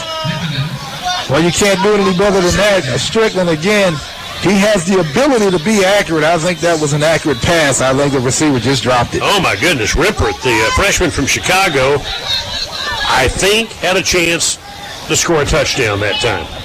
Again, we are a little bit blocked off with the angle, but that looked catchable. Here's a handoff to Winters, and he's got a big hole. Chris Winters doing some damage right now and picks up about 13 to the 32-yard line. That's an Apache first down. Good tough run. Good job of just getting upfield. We'll give you a station ID, Joe, in just a moment. A little bit overdue on that, so let's let them run a play here, and then we'll give you a station ID. It's first down to the Apaches at the 32-yard line. Tyler going left to right, ball on the right hash, near side to short side, snap, 5-man rush, throws it down the left side, looking to get the touchdown this time, and it's knocked away, intended for Cooley at the goal line, and it's incomplete. Let's pause 10 seconds for station ID as you listen to TJC Apache football. This is The Team, 92.1 FM, KRWR Tyler, The Dan Patrick Show, 8 to 11. You're on The Team. 9:08 to go in the third 45-7 in favor of New Mexico Military. Tyler's got a 2nd and 10, though, at the Bronco 32-yard line. Snap it, hand it, Hawkins in some trouble, manages to move the pile forward for 3 to the 29. Nice stutter step at the line of scrimmage to make one of the Broncos miss, and he picked up 3. It'll be 3rd and 7 coming up at the New Mexico Military 29-yard. Again, I think the Apaches, anytime they cross the 50, should be in 4-down territory if they don't convert here. Rimpert splits out wide to the left side. 2 Apaches, including Cooper, out wide right. 2 backs in the backfield, Hawkins and Winters. They'll hand the ball to Winters, and he is stoned at the line of scrimmage for no gain on the play. That time they try to run it left, hoping to sell that, but New Mexico Military was not buying it, and pretty nice tackle made on that play by a couple of their guys, including linebacker Jimmy Harrison.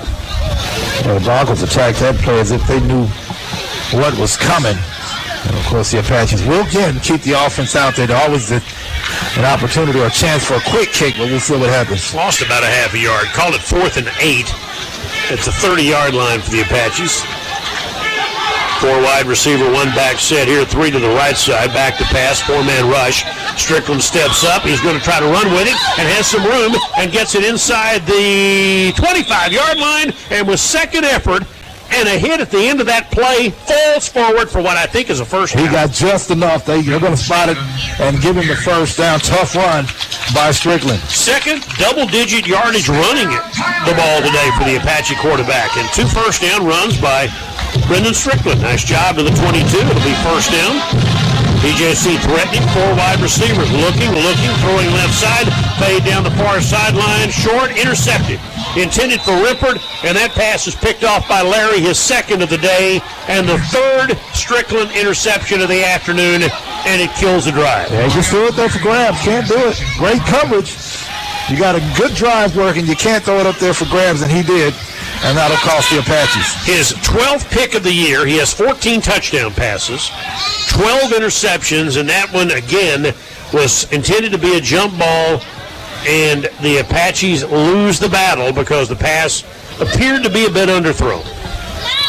And P.J. Larry has his 2nd interception of the day, a freshman from Leslie, Georgia. That's a great play by Larry. Give him credit in coverage to go up and get that ball, but again, a dangerous pass by Strickland. 7:28 to go in the 3rd quarter, and New Mexico Military takes over at the 20-yard line. Tyler offense still hasn't scored today. The only touchdown on a kickoff return.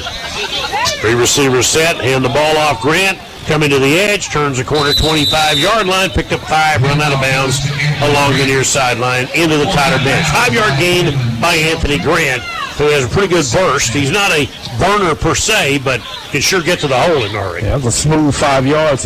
He made that look easy, able to turn the corner again for positive yardage. And on a 2nd down and 5, ball at the 25-yard line. Again, Chandler Galban, their backup quarterback, with Pavy on the bench now after a great first half. Galban puts a man in motion. He got 2 backs, including offset. One to the right, one behind him. Handoff under the laid off draw for Grant. He's got a first down and picked up 10. Broke a tackle out to the 35-yard line. It took 2 Apaches to ride him to the ground before they finally made the play on that one. Jalen Shelton in on that tackle. There's a penalty flag down. Yeah, in the area of holding, so the Apaches might get a little bit of a break here, as that appears to be holding against the Broncos. So that'll wipe out a first down run by Anthony Grant. Holding. Offense, 78. 10 yards from the spot. Repeat, 2nd down. All right, so the holding call will wipe out the first down run. It was 6:50 to go in the 3rd quarter. They now face a 2nd down and 12 at the 18-yard line.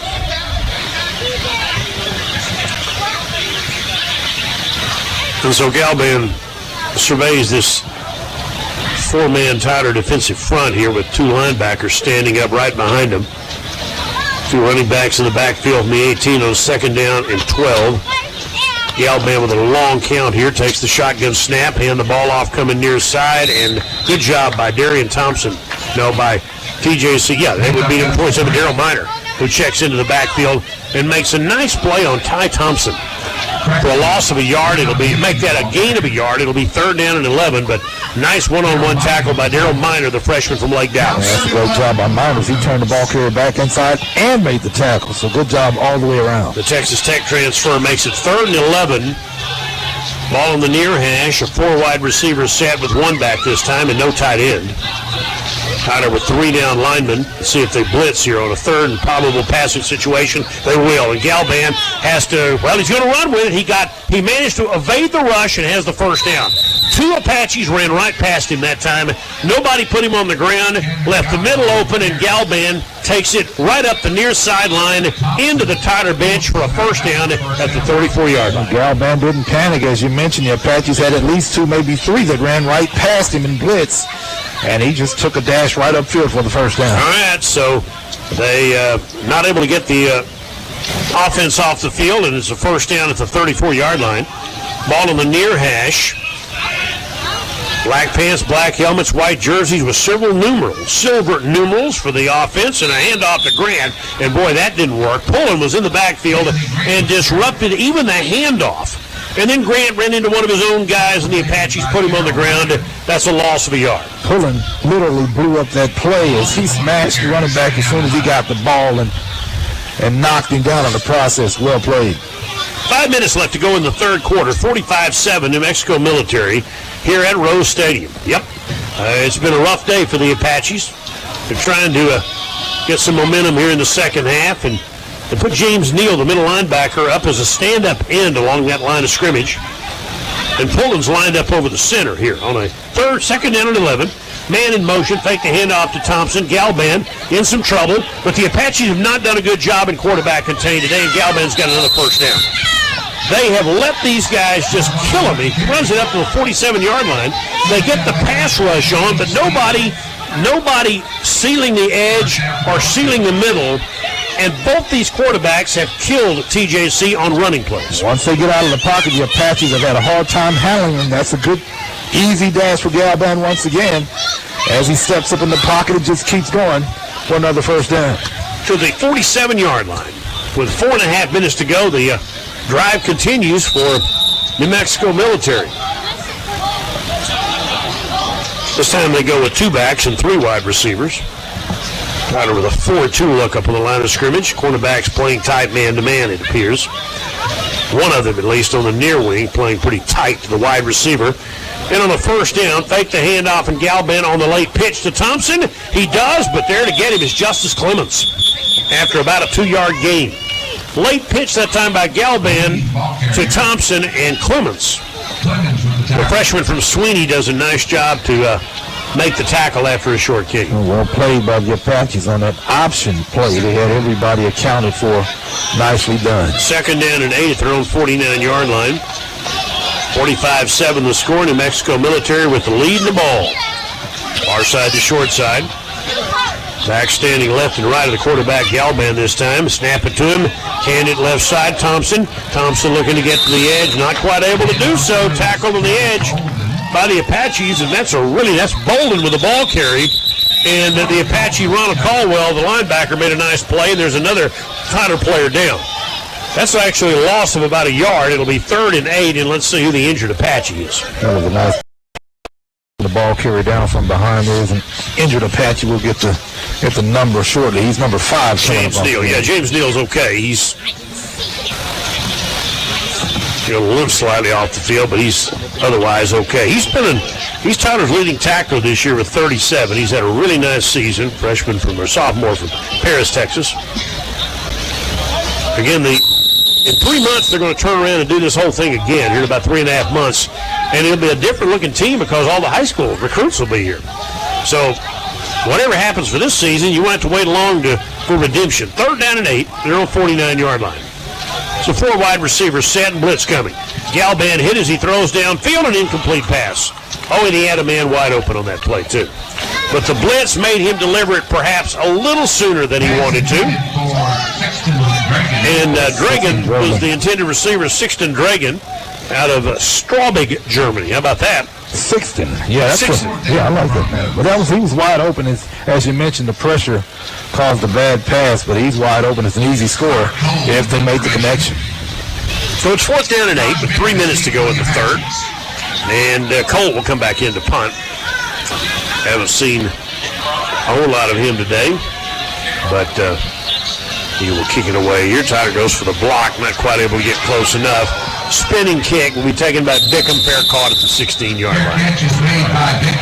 So Taj Bickham fair catches. They're going to mark this thing between the 16 and the 17-yard line. That's where the Apaches will start with 2:56 left to play in the 3rd quarter, down 45-7 on a hazy, overcast afternoon here at Christmas Trinity Mother Francis Rose Stadium. Tyler at Blinn next Saturday, and then back home to close out this spring 2021 football season in 2 weeks here at the stadium against the nationally ranked Cisco Wranglers. Yeah, Cisco's good. Yeah, it's going to be a tough matchup for the Apaches. Winnable game, I believe, next week against Blinn, but tough matchup against Cisco.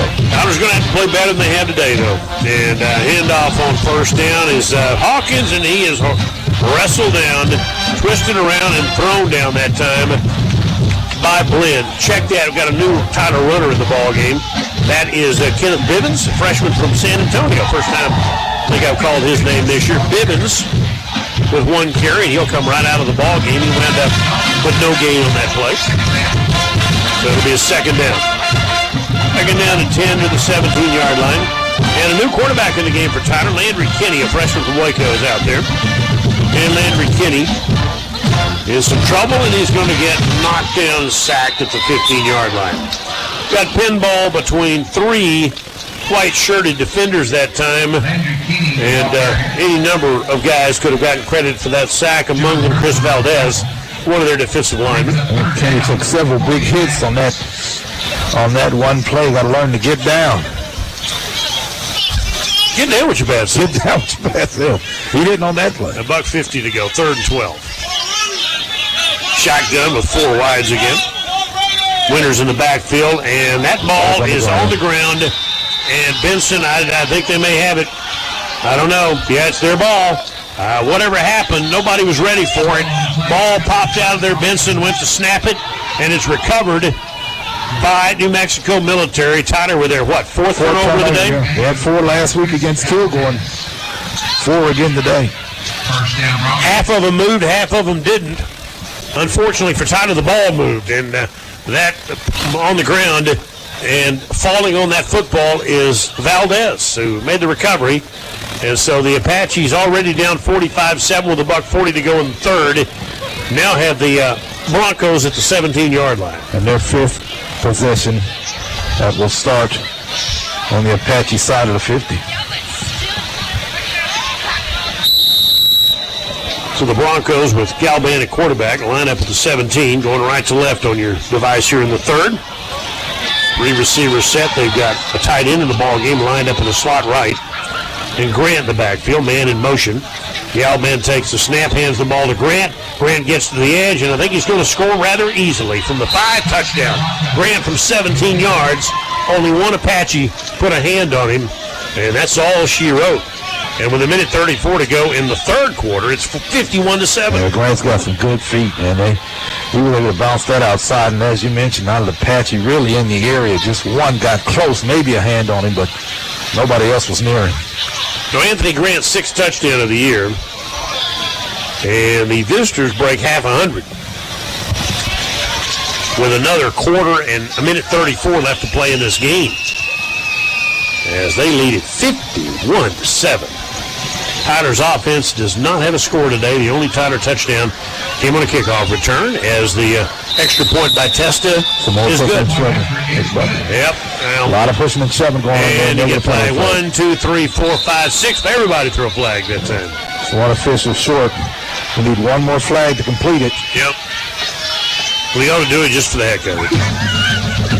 Extra point's going to count as 52-7. You know what? The heck with it. I'm going to take a break. 52-7. New Mexico Military leads. Let's take a 30-second timeout on 92.1 FM The Team. When Jersey Mike's gives a sub some sizzle, the hot grill is the way. Every cheesesteak we make starts fresh, made to order atop a sizzling hot flat-top grill. The right way. The way meat, cheese, and peppers are prepared their piping hot best. It's the way Jersey Mike's has been doing it all along. Because when you're making a cheesesteak, a sizzling flat-top grill is really the only way. Jersey Mike's. Be a sub above. 92.1 FM, The Team. Well, that's on TV, and one of their players just got ejected. Not sure who. The wheels have come off here, to say the least. And Tyler's down 52-7 after a 17-yard touchdown run. 17 or 15? 17 by Anthony Grant. Yeah, it's not a good look after, again, you're getting beat down, and now you're pushing and shoving after the play, showing more fight. Drawing the penalty than they have throughout the day, and you just can't. It's just a bad look. Can't have it happen. How long was that drive? That was a one-play, 12-yard drive, yeah. Well, one play, so it was a 12-yard touchdown. Drive, yeah. Okay, 12-yard 6 seconds. Okay, my bad. 12-yard touchdown run by Grant. And took a break, and I figured let him sort it out, and we'll find out. They're going to be kicking off from the 50-yard line after the personal foul and the ejection involving a Tyler player. I'm not sure who. It's hard to tell these days, I guess, because, change the rules where the player can actually stay on the sideline after the ejection, but we do have one Apache working or walking toward it. Tested with a short kick, fielded by Tyler at the 15-yard line. Then upfield at the 23-yard line. The Apaches will start from there after the short kick, and again, the Bivens, the running back, was the player in that side of the field. Here, another flag there? No, I was just looking at the player walking toward the locker room. Okay, that would be, looks like the ejected Apache is Adrian Johnson, a linebacker from Ridge Point.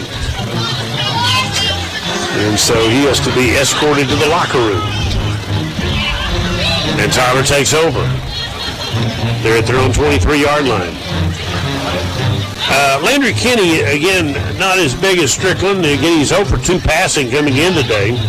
They've also got a kid named Colton Womack, and they snap it through his legs all the way back to the 10-yard line. He picks it up and will throw the ball away up the near sideline, and one of the managers winds up catching the ball.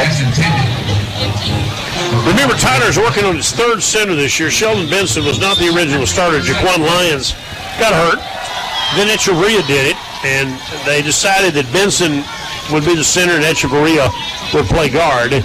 And so the Apaches have had 2 or 3 bad snaps today. They've had 4 turnovers. And that time, that ball went right through Kenny's legs, and they're lucky that wasn't a turnover. Right. Yeah, good job by Kenny to pick it up and throw it away. 2nd and 10. Snap it to Kenny, hand the ball off to Winters, and Winters is hit, stoned for no gain at the line of scrimmage. 3 white shirts around that play, including John Hersom, the linebacker. 3rd and 11 coming up.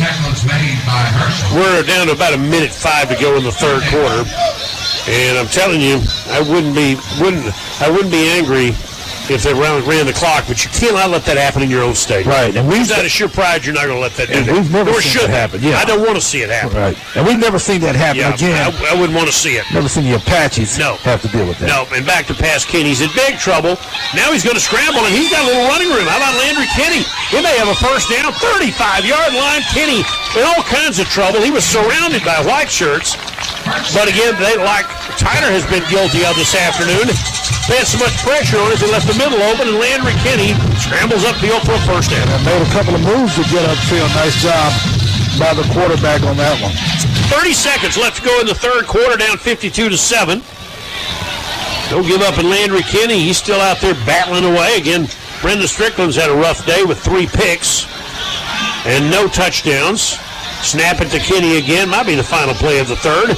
Rolls out, throws it near side, completes the pass. Justin Clark. Clark to the 40. Picks up 8 with 11 seconds. Now 10, now 9, now 8. That might be the end of the third quarter. Down to 5, down to 4. And the third quarter will come to an end. as the Apaches trail New Mexico Military 52-7. We're back in 1 minute, 92.1 FM, the team. Hey, Doc Deason here once again with Real Edge Real Estate in Tyler. Like you, it feels a little odd to have TJC on the football field at this time of year, but at least they finally got to suit up. I have and always will love watching the Apaches play at Rose Stadium, and when I can't be there, I listen here. As a real estate agent, I get to show off Tyler to countless newcomers every year. And I'm always proud to run them right down 5th Street to see our beautiful TJC campus. I've yet to have someone not be impressed by what they've seen either. We have an absolute treasure in this school, never mind the traditions and memories that so many of us carry from our days on campus. So thanks for listening today, and thanks for supporting our TJC Apaches no matter the time of year. At this time of year, the real estate market is hopping. And so if you need help with something in that realm, give me a call, 903-262-8680, or check out testimonials from past clients at DocDeasonRealEstate.com. 92.1 FM, the team. Bill Coach Kevin Simon, Christus Trinity Mother Francis Rose Stadium and Earl Campbell Field, 52-7. New Mexico Military with the lead as we start the fourth quarter of this crazy game. The Apaches trail 38-0 at the half. 31-0 at the end of the first quarter. Second down 3, Tyler. They go right to left, their own 42-yard line. Landry Kinney in at quarterback. Blitz has to scramble, throws upfield, caught by Justin Clark in midfield. That's a Tyler first down. Out route right in front of the New Mexico Military bench. Nice pass by Kenny, almost side on that ball upfield to Clark, and that's a first down. That's a great job by Kenny, the quarterback, first of all, and a nice route by Clark on a comeback to get the first down. Clark came out of bounds at the Tyler 49-yard line, but it is a Tyler first down, first play of the fourth quarter. 52-7 the score. Rowery Bailey split out wide near side along with 2 others. Kenny to throw, throws a screen pass, caught and then jarred loose that time from Justin Clark on a tunnel screen, and that would have been a loss of about 3 anyway, but when Clark got his hands on that ball, he got rocked that time by an NMMI defensive back, and the ball popped out probably just as well. So developing a screenplay, tunnel screenplay, allowed them to get themselves in play to make that play and break it up. So it'll be 2nd and 10 at their own 49-yard line. Again, the Apache offense has not scored today. Their only score was a 100-yard kickoff return by Jalen Moore. And on a snap, on a second down handoff, here's Chris Winters. Winters with about 8, 9, close to 9 yards.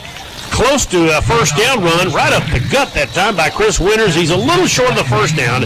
Gain of 9. It'll be 3rd down and 1 coming up. Good job by the offensive line. Quick hitter by the running back that time. 3rd and 1. Ball at the 42-yard line for the Apaches. Far hash, 2 backs, 3 receivers. No tight end.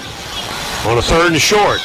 And the football off, and this is a hold, a first down for the Apaches. Nicely done inside the 35. And off to number 38. That would be, I'm sorry, number 36, Bivens, I believe. Tough run, another Apache lowering his head to get the first down. So Bivens with a first down run to the 34-yard line. Kenneth Bivens. And the Apaches, again, touchdownless offensively today. Would like to change that at least here in the fourth quarter. Ball on the right hash, 34-yard line, going right to left. 5-man defensive front here, and they're going to blitz. Kenny steps back, throws, slips it out right. This is Winters, caught, but loses yardage on the play. Nice play that time. Winters got nailed over on that far sideline immediately by Carson Sullivan, a linebacker from Northport, Florida. And that'll be a loss of 3. It'll be 2nd and 13. Yeah, Sullivan sniffed that one out early, but I like the way he tackled as well. 2nd down and 13 after the 3-yard loss. 2 minutes into the fourth quarter. Tyler lines up in a 2-back, 3-wide formation again, and Kenny wants to keep it. Fakes the handoff to the 30, Kenny to the 25, and that's close to a Tyler first down by Landry Kenny, who picked up at least a dozen. And he's a little short of the first down at the 26-yard line, but that'll give Tyler a 3rd down and short on a quarterback keeper by Landry Kenny. A little bit of a threat on the ground by the quarterback from the quarterback position. Good job on the zone read to get good yardage. 3rd down and 2. 32 at the 26. Certainly manageable, you would think, for the Apaches. And they snap it to Kenny, and he fumbles a snap. All the way back to the 50-yard line. He's going to throw it downfield, and that ball is still caught by TJC's Chris Winters for a first down. Landry Kenny, for the second time, got a great bounce after a bad snap. All the way back to the 50-yard line. He kept his composure, and off his back foot, just shot puts that ball downfield to Chris Winters for a first down. That play, I thought, had no chance. But a great job by the quarterback, Kenny, again, to buy himself some time.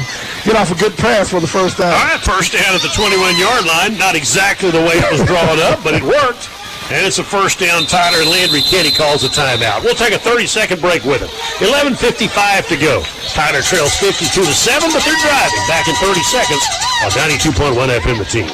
For over 50 years, Jeff Billings and Billings Tire Service have provided complete car care service to East Texas, and they continue to do so with your health and safety the number one priority. The waiting area at 2150 West Grande Boulevard is sanitized and rearranged to ensure social distancing, or you can stay in your car during the service. Employees are taking added safety and sanitary precautions. Leave your keys in a drop box if needed. Both pickup and drop off are available. Quality car care service with health and safety as top priority. Billings Tire Service, 561-JEFF and billingstire.net. 92.1 FM, The Team. Tyler called a timeout. They have a 1st and 10 at the 21-yard line. They trail New Mexico Military 52-7. And Kenny showing me a little something. Again, a little bit of a threat to run with the football. Probably doesn't have the arm strength that Strickland has, but on the other hand, has shown some moxie out there for sure. Not afraid to give it a run, and so the young man from Waco is getting his most extended playing time of the year so far. Again, Brendan Strickland with 14 touchdown passes and 12 picks on the season, 3 today. And that's also leading the nation. Coming into this game was leading the nation in interceptions with 9. So not the way you want to be playing that position. All right, so here we go. It'll be a first down at the 21-yard line. Snap it, Kenny looking to throw a screen pass, and throws it short. Intended for Jeremiah Cooley. A tunnel screen that bounced to Jeremiah Cooley at the 20-yard line. It'll be second down? And Kenny felt a little bit of a pressure, forced a bad pass. Also give the defense credit in coverage as well. So 2nd and 10 after the errant screen pass intended for Apache receiver Jeremiah Cooley. Looks like he's got Bivens in the game along with Winters, both big backs, and Bivens will get the handoff. Bivens finds a hole off right tackle and gets it down inside the 15-yard line. Well, he's a big kid, and he kind of rumbles that time off right tackle and has it to the 13. That'll leave Tyler with a 3rd down and 2. Tough run, hard run by Bivens. Both of these ball carriers here in the second half are running hard for the Apaches. We're approaching the 11-minute mark, and again, the Apaches would love to put a touchdown on the board, something they've not done offensively today. The kickoff return, their only score. Bivens and Winters still in the backfield. Snap it, hand the ball off. This time it's Winters, and Winters smashes right into one of the defensive linemen for the visiting team, Jimmy Harrison, a linebacker out of Hobbs, New Mexico. Harrison comes up to make the tackle.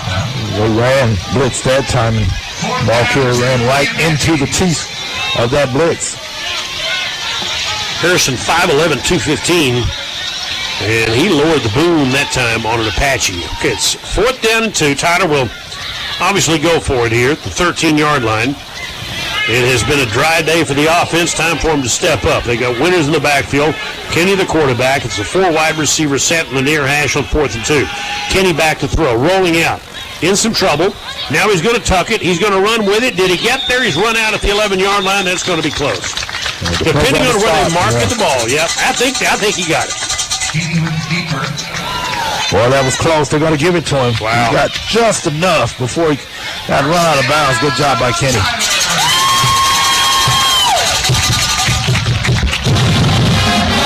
So the Apaches have the ball at the 11-yard line. They get it on the 4th and 2. A running play by Kenny, who just got to the marker along the far sideline.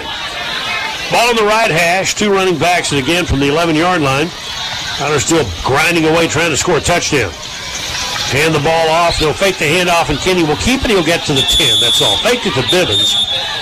And on the edge, There were three white-shirted players there to meet him. Among them, there number 44. Let's see, number 44, Samari Smith, I believe, was one of the guys in on that tackle. Sullivan, I think, also, number 33. Good reaction by that defense that time. I think Kenny made the right read, but the defense was just in the right position to make that play. All right, at the 10, second down and 9 at the New Mexico Military 10-yard line for Kenny. In the Tyler offense, far hash, one back, four wide, delayed draw play. Chris Winters to the 5. Winters may score. He's going to take it to the 1, and he's in the end zone. That's a Tyler touchdown. Chris Winters from 10 yards out, the Apache offense finally cracks the bar, and the Apaches get the touchdown. Some good plays by the quarterback Kenny. Some tough runs again by both of these ball carriers here in the second half to finally punch it in. So they punch it in. Too little, too late for this day, but a positive in this game as Yavarino comes on to add the extra point. The Apache band plays the school fight song, and Yavarino's kick is up, and it clears, and it's good. With 9:21 to go in the game, it's New Mexico Military 52, Tyler 14. Back in 1 minute on 92.1 FM, the team, and the Team Sports Radio mobile app powered by Maddox Residential and Commercial Services. For over 50 years, Jeff Billings and Billings Tire Service have provided complete car care service to East Texas, and they continue to do so with your health and safety the #1 priority. The waiting area at 2150 West Grande Boulevard is sanitized and rearranged to ensure social distancing, or you can stay in your car during the service. Employees are taking added safety and sanitary precautions. Leave your keys in a drop box if needed. Both pickup and drop-off are available. Quality car care service with health and safety as top priority.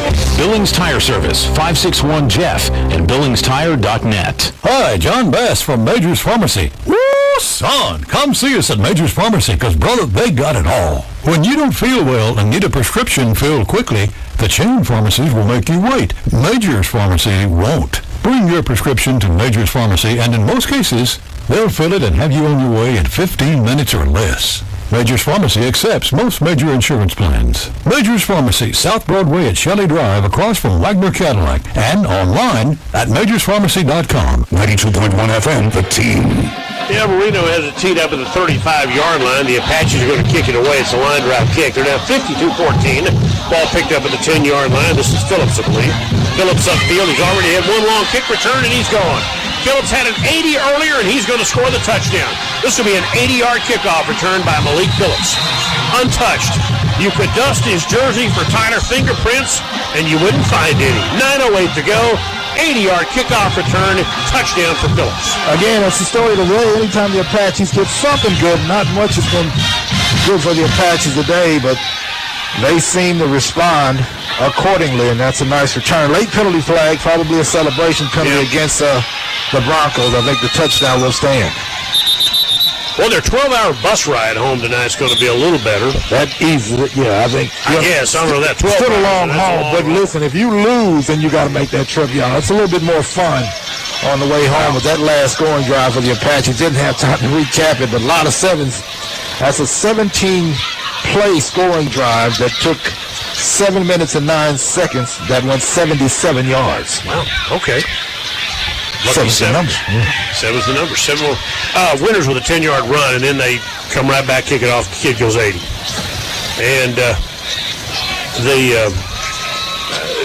looked like there was unsportsmanlike on both teams. Am I right about that? Well, it looks like they called it unsportsmanlike against the Apaches. I'm not sure about that, but they're saying it's going to be enforced on the kickoff. So I'm imagining the penalty is against the Apaches. That's the direction he pointed to, but it will be enforced on the kickoff. You know, losing's one thing. Losing your cool is an entirely different thing. And we've seen that from the Apaches already with one ejection. If that's indeed what it turns out to be. Right. Testa's extra point would make it 59-14, and the kick is good. 9:08 to go. It's 59-14 New Mexico. And we're back in 1 minute on 92.1 FM, the Team Sports Radio mobile app powered by Maddox Residential and Commercial Services. Cash on the spot, American gold and diamond, jewelry, silver, coins and gold, bring top cash right away. American Gold and Diamond Exchange now has 2 convenient locations on 5th and Fleschel in Tyler, and the American Gold and Diamond Exchange Rare Coin and Bullion Investment Center on South Broadway across from Wagner Cadillac.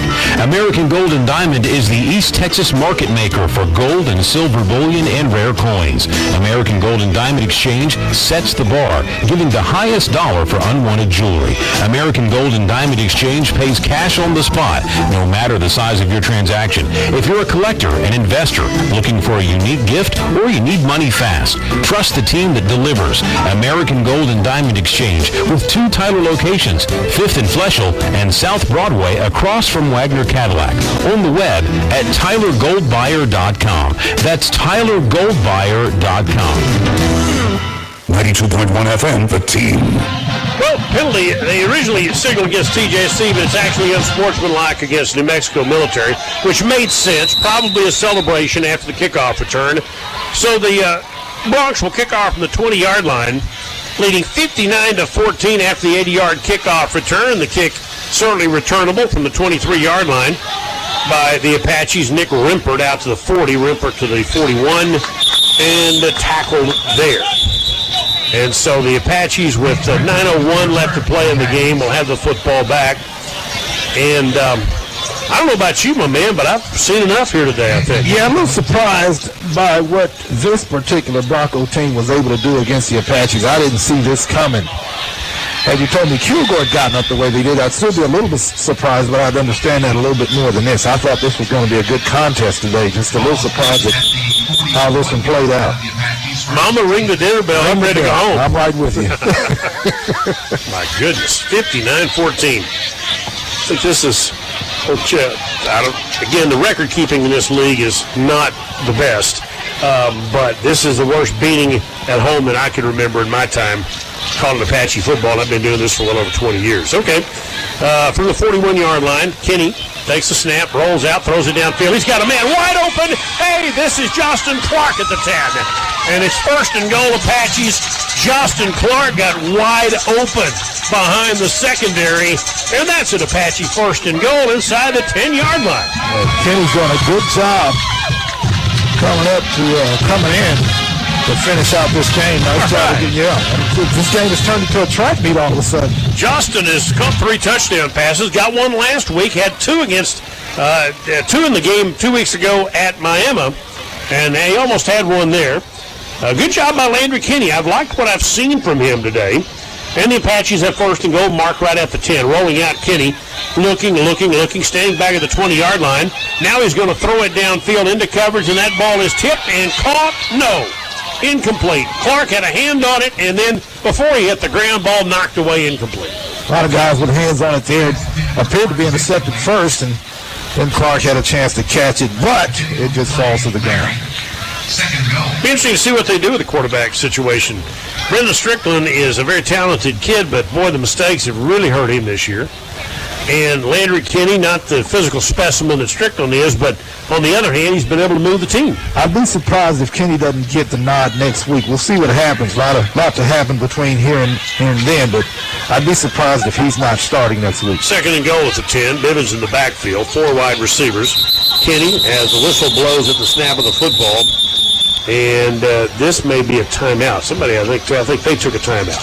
So Coach Fortuner takes a timeout for New Mexico. 8:19 to go. We'll take a 30-second break with the Broncos leading the Apaches 59-14 on 92.1 FM The Team and the Team Sports Radio mobile app, powered by Maddox Residential and Commercial Services. For over 50 years, Jeff Billings and Billings Tire Service have provided complete car care service to East Texas, and they continue to do so with your health and safety the #1 priority. The waiting area at 2150 West Grande Boulevard is sanitized and rearranged to ensure social distancing, or you can stay in your car during the service. Employees are taking added safety and sanitary precautions. Leave your keys in a drop box if needed. Both pickup and drop-off are available. Quality car care service with health and safety as top priority. Billings Tire Service, 561-JEFF, and BillingsTire.net. 92.1 FM, the team. Broncos took a timeout. 8:19 left to play in this game with the Apaches trailing 59-14. They've been dominating today in just about every way you can be dominated. But they had the ball on the 2nd down and goal at the 10-yard line, trying to salvage something out of this 4th quarter here for their offense. and particularly this quarterback, Landry Kenny, who has given this offense a sign of life here in the second half. Bivens in the backfield again, near hash, 3 receivers, blitz coming. Kenny throws the ball downfield, and it's caught. Touchdown, Tyler. Boy, Jeremiah Cooley on a fade route, ball purposely underthrown, and Cooley let the quarterback run past him and came back to the ball and caught the 10-yard touchdown. That back shoulder pass just floated it up there. Nicely done. Receiver able to make a great adjustment on the ball to reel it in, really, without any issue. So Cooley's second touchdown of the year makes it a 59-20 ball game. And Yavarino's extra point will give the Apaches an opportunity to maybe win the fourth quarter. And the kick is good, 59-21. New Mexico Military over Tyler with 8:14 to go in the game. Back in 1 minute on 92.1 FM The Team and the Team Sports Radio mobile app powered by Maddox Residential and Commercial Services. Hey, Doc Deason here once again with Real Edge Real Estate in Tyler. Like you, it feels a little odd to have TJC on the football field at this time of year, but at least they finally got to suit up. I have and always will love watching the Apaches play at Rose Stadium, and when I can't be there, I listen here. As a real estate agent, I get to show off Tyler to countless newcomers every year. And I'm always proud to run them right down 5th Street to see our beautiful TJC campus. I've yet to have someone not be impressed by what they've seen either. We have an absolute treasure in this school, never mind the traditions and memories that so many of us carry from our days on campus.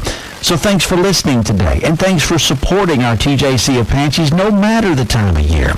At this time of year, the real estate market is hopping, and so if you need help with something in that realm, give me a call, 903-262-8680, or check out testimonials from past clients at DocDeasonRealEstate.com. 92.1 FM, The Team. 59-21, New Mexico Military leading Tyler. 8:14 to go in the game. Apaches just got a touchdown, 10-yard touchdown pass. Kenny to Koo, and the kickoff is away. It'll be caught at the 11-yard line. Back upfield, 25-30. The Apaches letting these guys run wild on these returns. Upfield to the 48-yard line on return that time by Blaine Smith. He had no business running it back for 38 yards, but he did.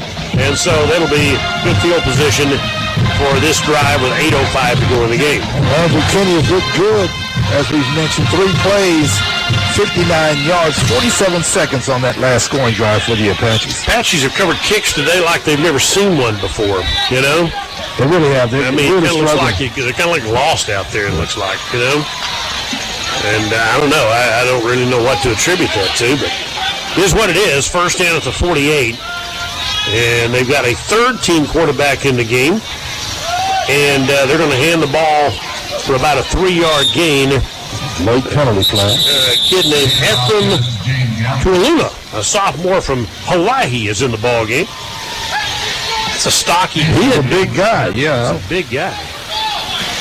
Doesn't look built like a quarterback. And 3-yard gain. The running back that time was James Gallegos, a freshman from Albuquerque. Let's see. Holding call. Holding? Against the Broncos. Going to back him up. Oh, Joe Fortner, bless his heart, good guy. I mean, I had a chance to talk to him. He's doing his best. He's clearing the bench. And, you know, trying to give everybody an opportunity to play. If you made the 12-hour bus ride, you might as well get an opportunity to play. Loss of 8 after the penalty, and it'll be first down back at 1st and 18 back at the 40-yard line. And snap the football and hand the ball off. Gallegos is upfield. He got about 6 of the 8 back to the 46-yard line.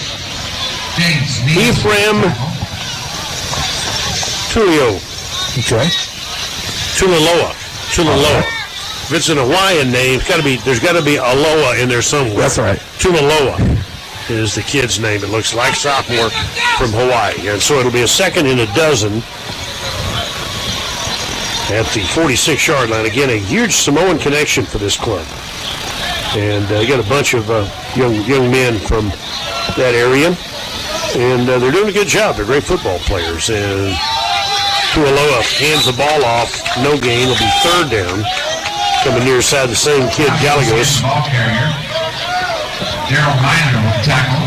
And the Apaches stone him for a loss. It'll be 3rd and 13 after Miner's tackle. We're down to 6:35 left to go in a game that has been kind of unprecedented from anything you and I've seen in a long, long time out here. Never seen anything like this, and in terms of what the Apaches weren't able to get done today. And beaten like this at home. 3rd down and 13 at the 45-yard line. Tuiloa, again, the shotgun snap coming. He'll take the snap and will keep it himself. And, man, he's a big enough kid. I wouldn't want to tackle him. And he picks up about 10 on that play. That's very close to a first down to the Tyler 42-yard line. Yeah, that big sucker comes around the corner and me, I'm running. And he got the first down that time. I think the Apaches did run. And he was able to, like a big old bowling ball, just get upfield for the first down. Wow. Okay. That kid's stocky. He is. He's doing a good job of milking the clock as well. He really is. Yeah, letting the play clock get down before he snaps the ball. Well, good for him. 5:40 left to go. God bless him. You all for it? Yeah, I'm all for it at this point. I think this issue was decided quite a long time ago. First down at the 42. And out of the shotgun, again, the keeper by Tuiloa, and he picks up 5, maybe 6 more as he keeps it right side this time. Before the Apaches put him on the ground, Ronald Caldwell, the linebacker, made the play. And he takes it to the 37, so that's a gain of 5. It'll be second down. Next snap should come with under 5 minutes left to go in the game. And again, Tuiloa has kind of watched that play clock wind down. And it's doing a great job with that. A lot of times we don't see, teams don't know how to burn clock. Yeah.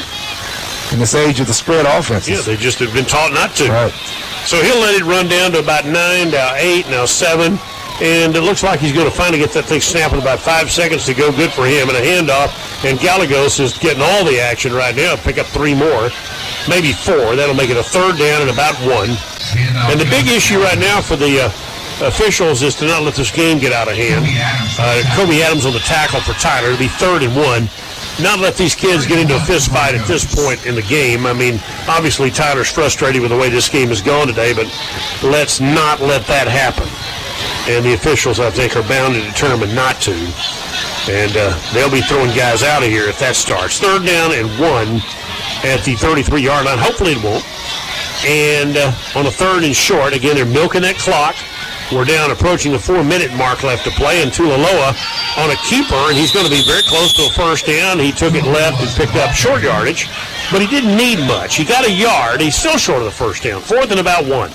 They're going to mark this ball, 33-yard line? It'll be 4th and 1. 4th down. And they will go for it here. They'll obviously try to play keep away, just keep the ball. Right. Chances are, if they make this first down, Tyler may not get the ball back again.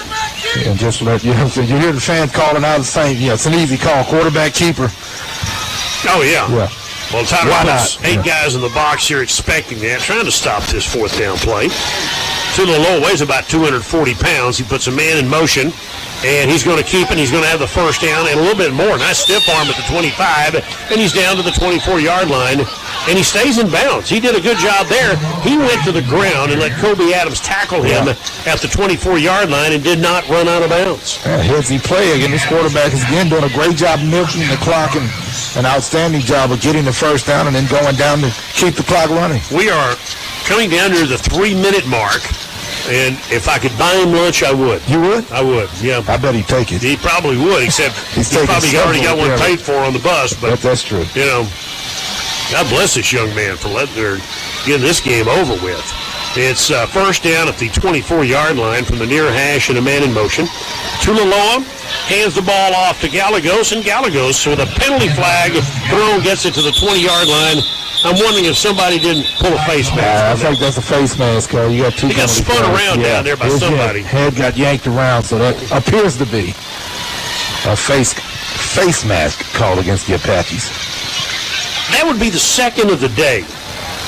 And that's a little bit of an indictment of discipline. Yes. If you keep pulling the face mask, you know better. Yeah, and all the penalties, again, last week and this week, that's all discipline stuff.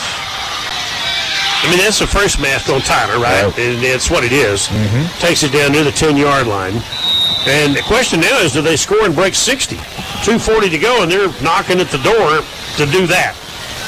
And it's a first down and 10, just outside the 10-yard line. It's not first and goal. Gallegos in the backfield here. They're going to let that clock continue to wind down. We're at 2.5 minutes to go.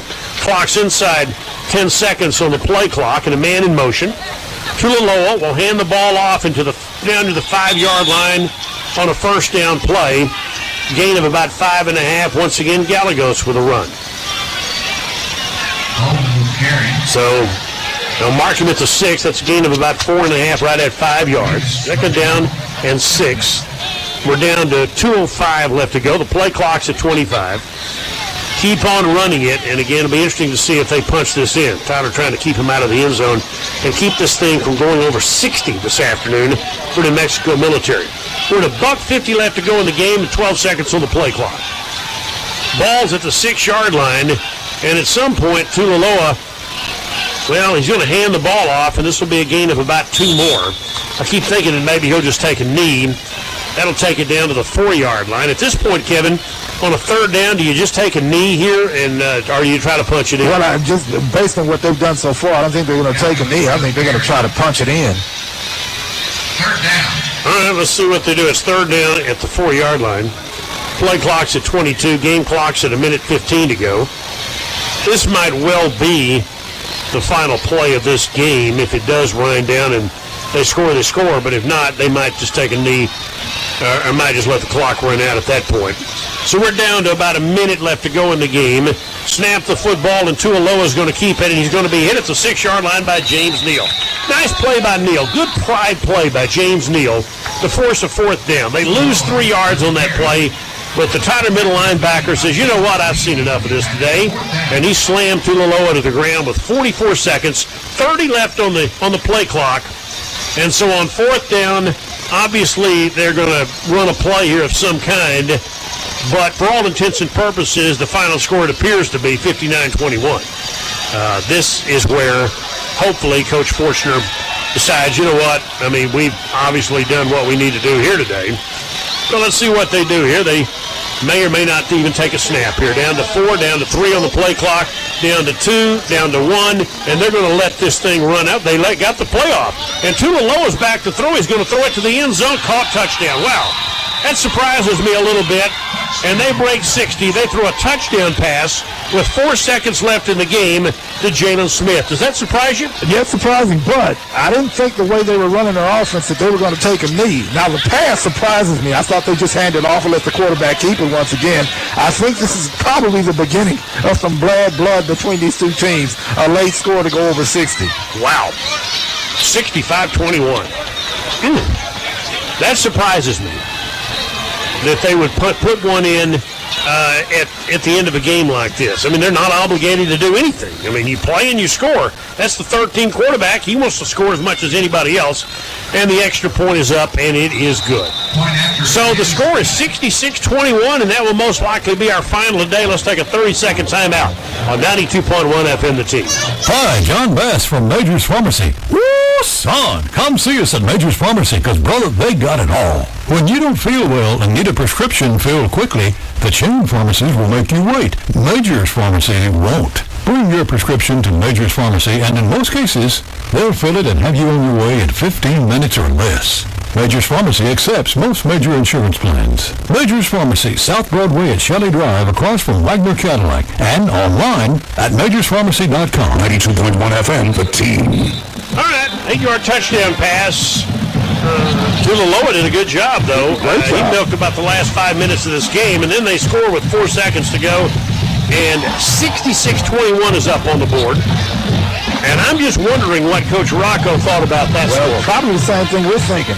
You obviously don't have to pass in that situation. I thought they'd hand it off. Yeah. But they did work 8 minutes on the second off the clock, 12 plays on that last scoring That doesn't mean the coaches wanted that to happen. Kids will be kids, and they're looking to play. And here's the kickoff by Testa. It'll be a pooch kick that will bounce at the 20-yard line and go out of bounds along the near sideline. As Jalen Moore will let that ball go out of bounds, Tyler will get an opportunity to run a play.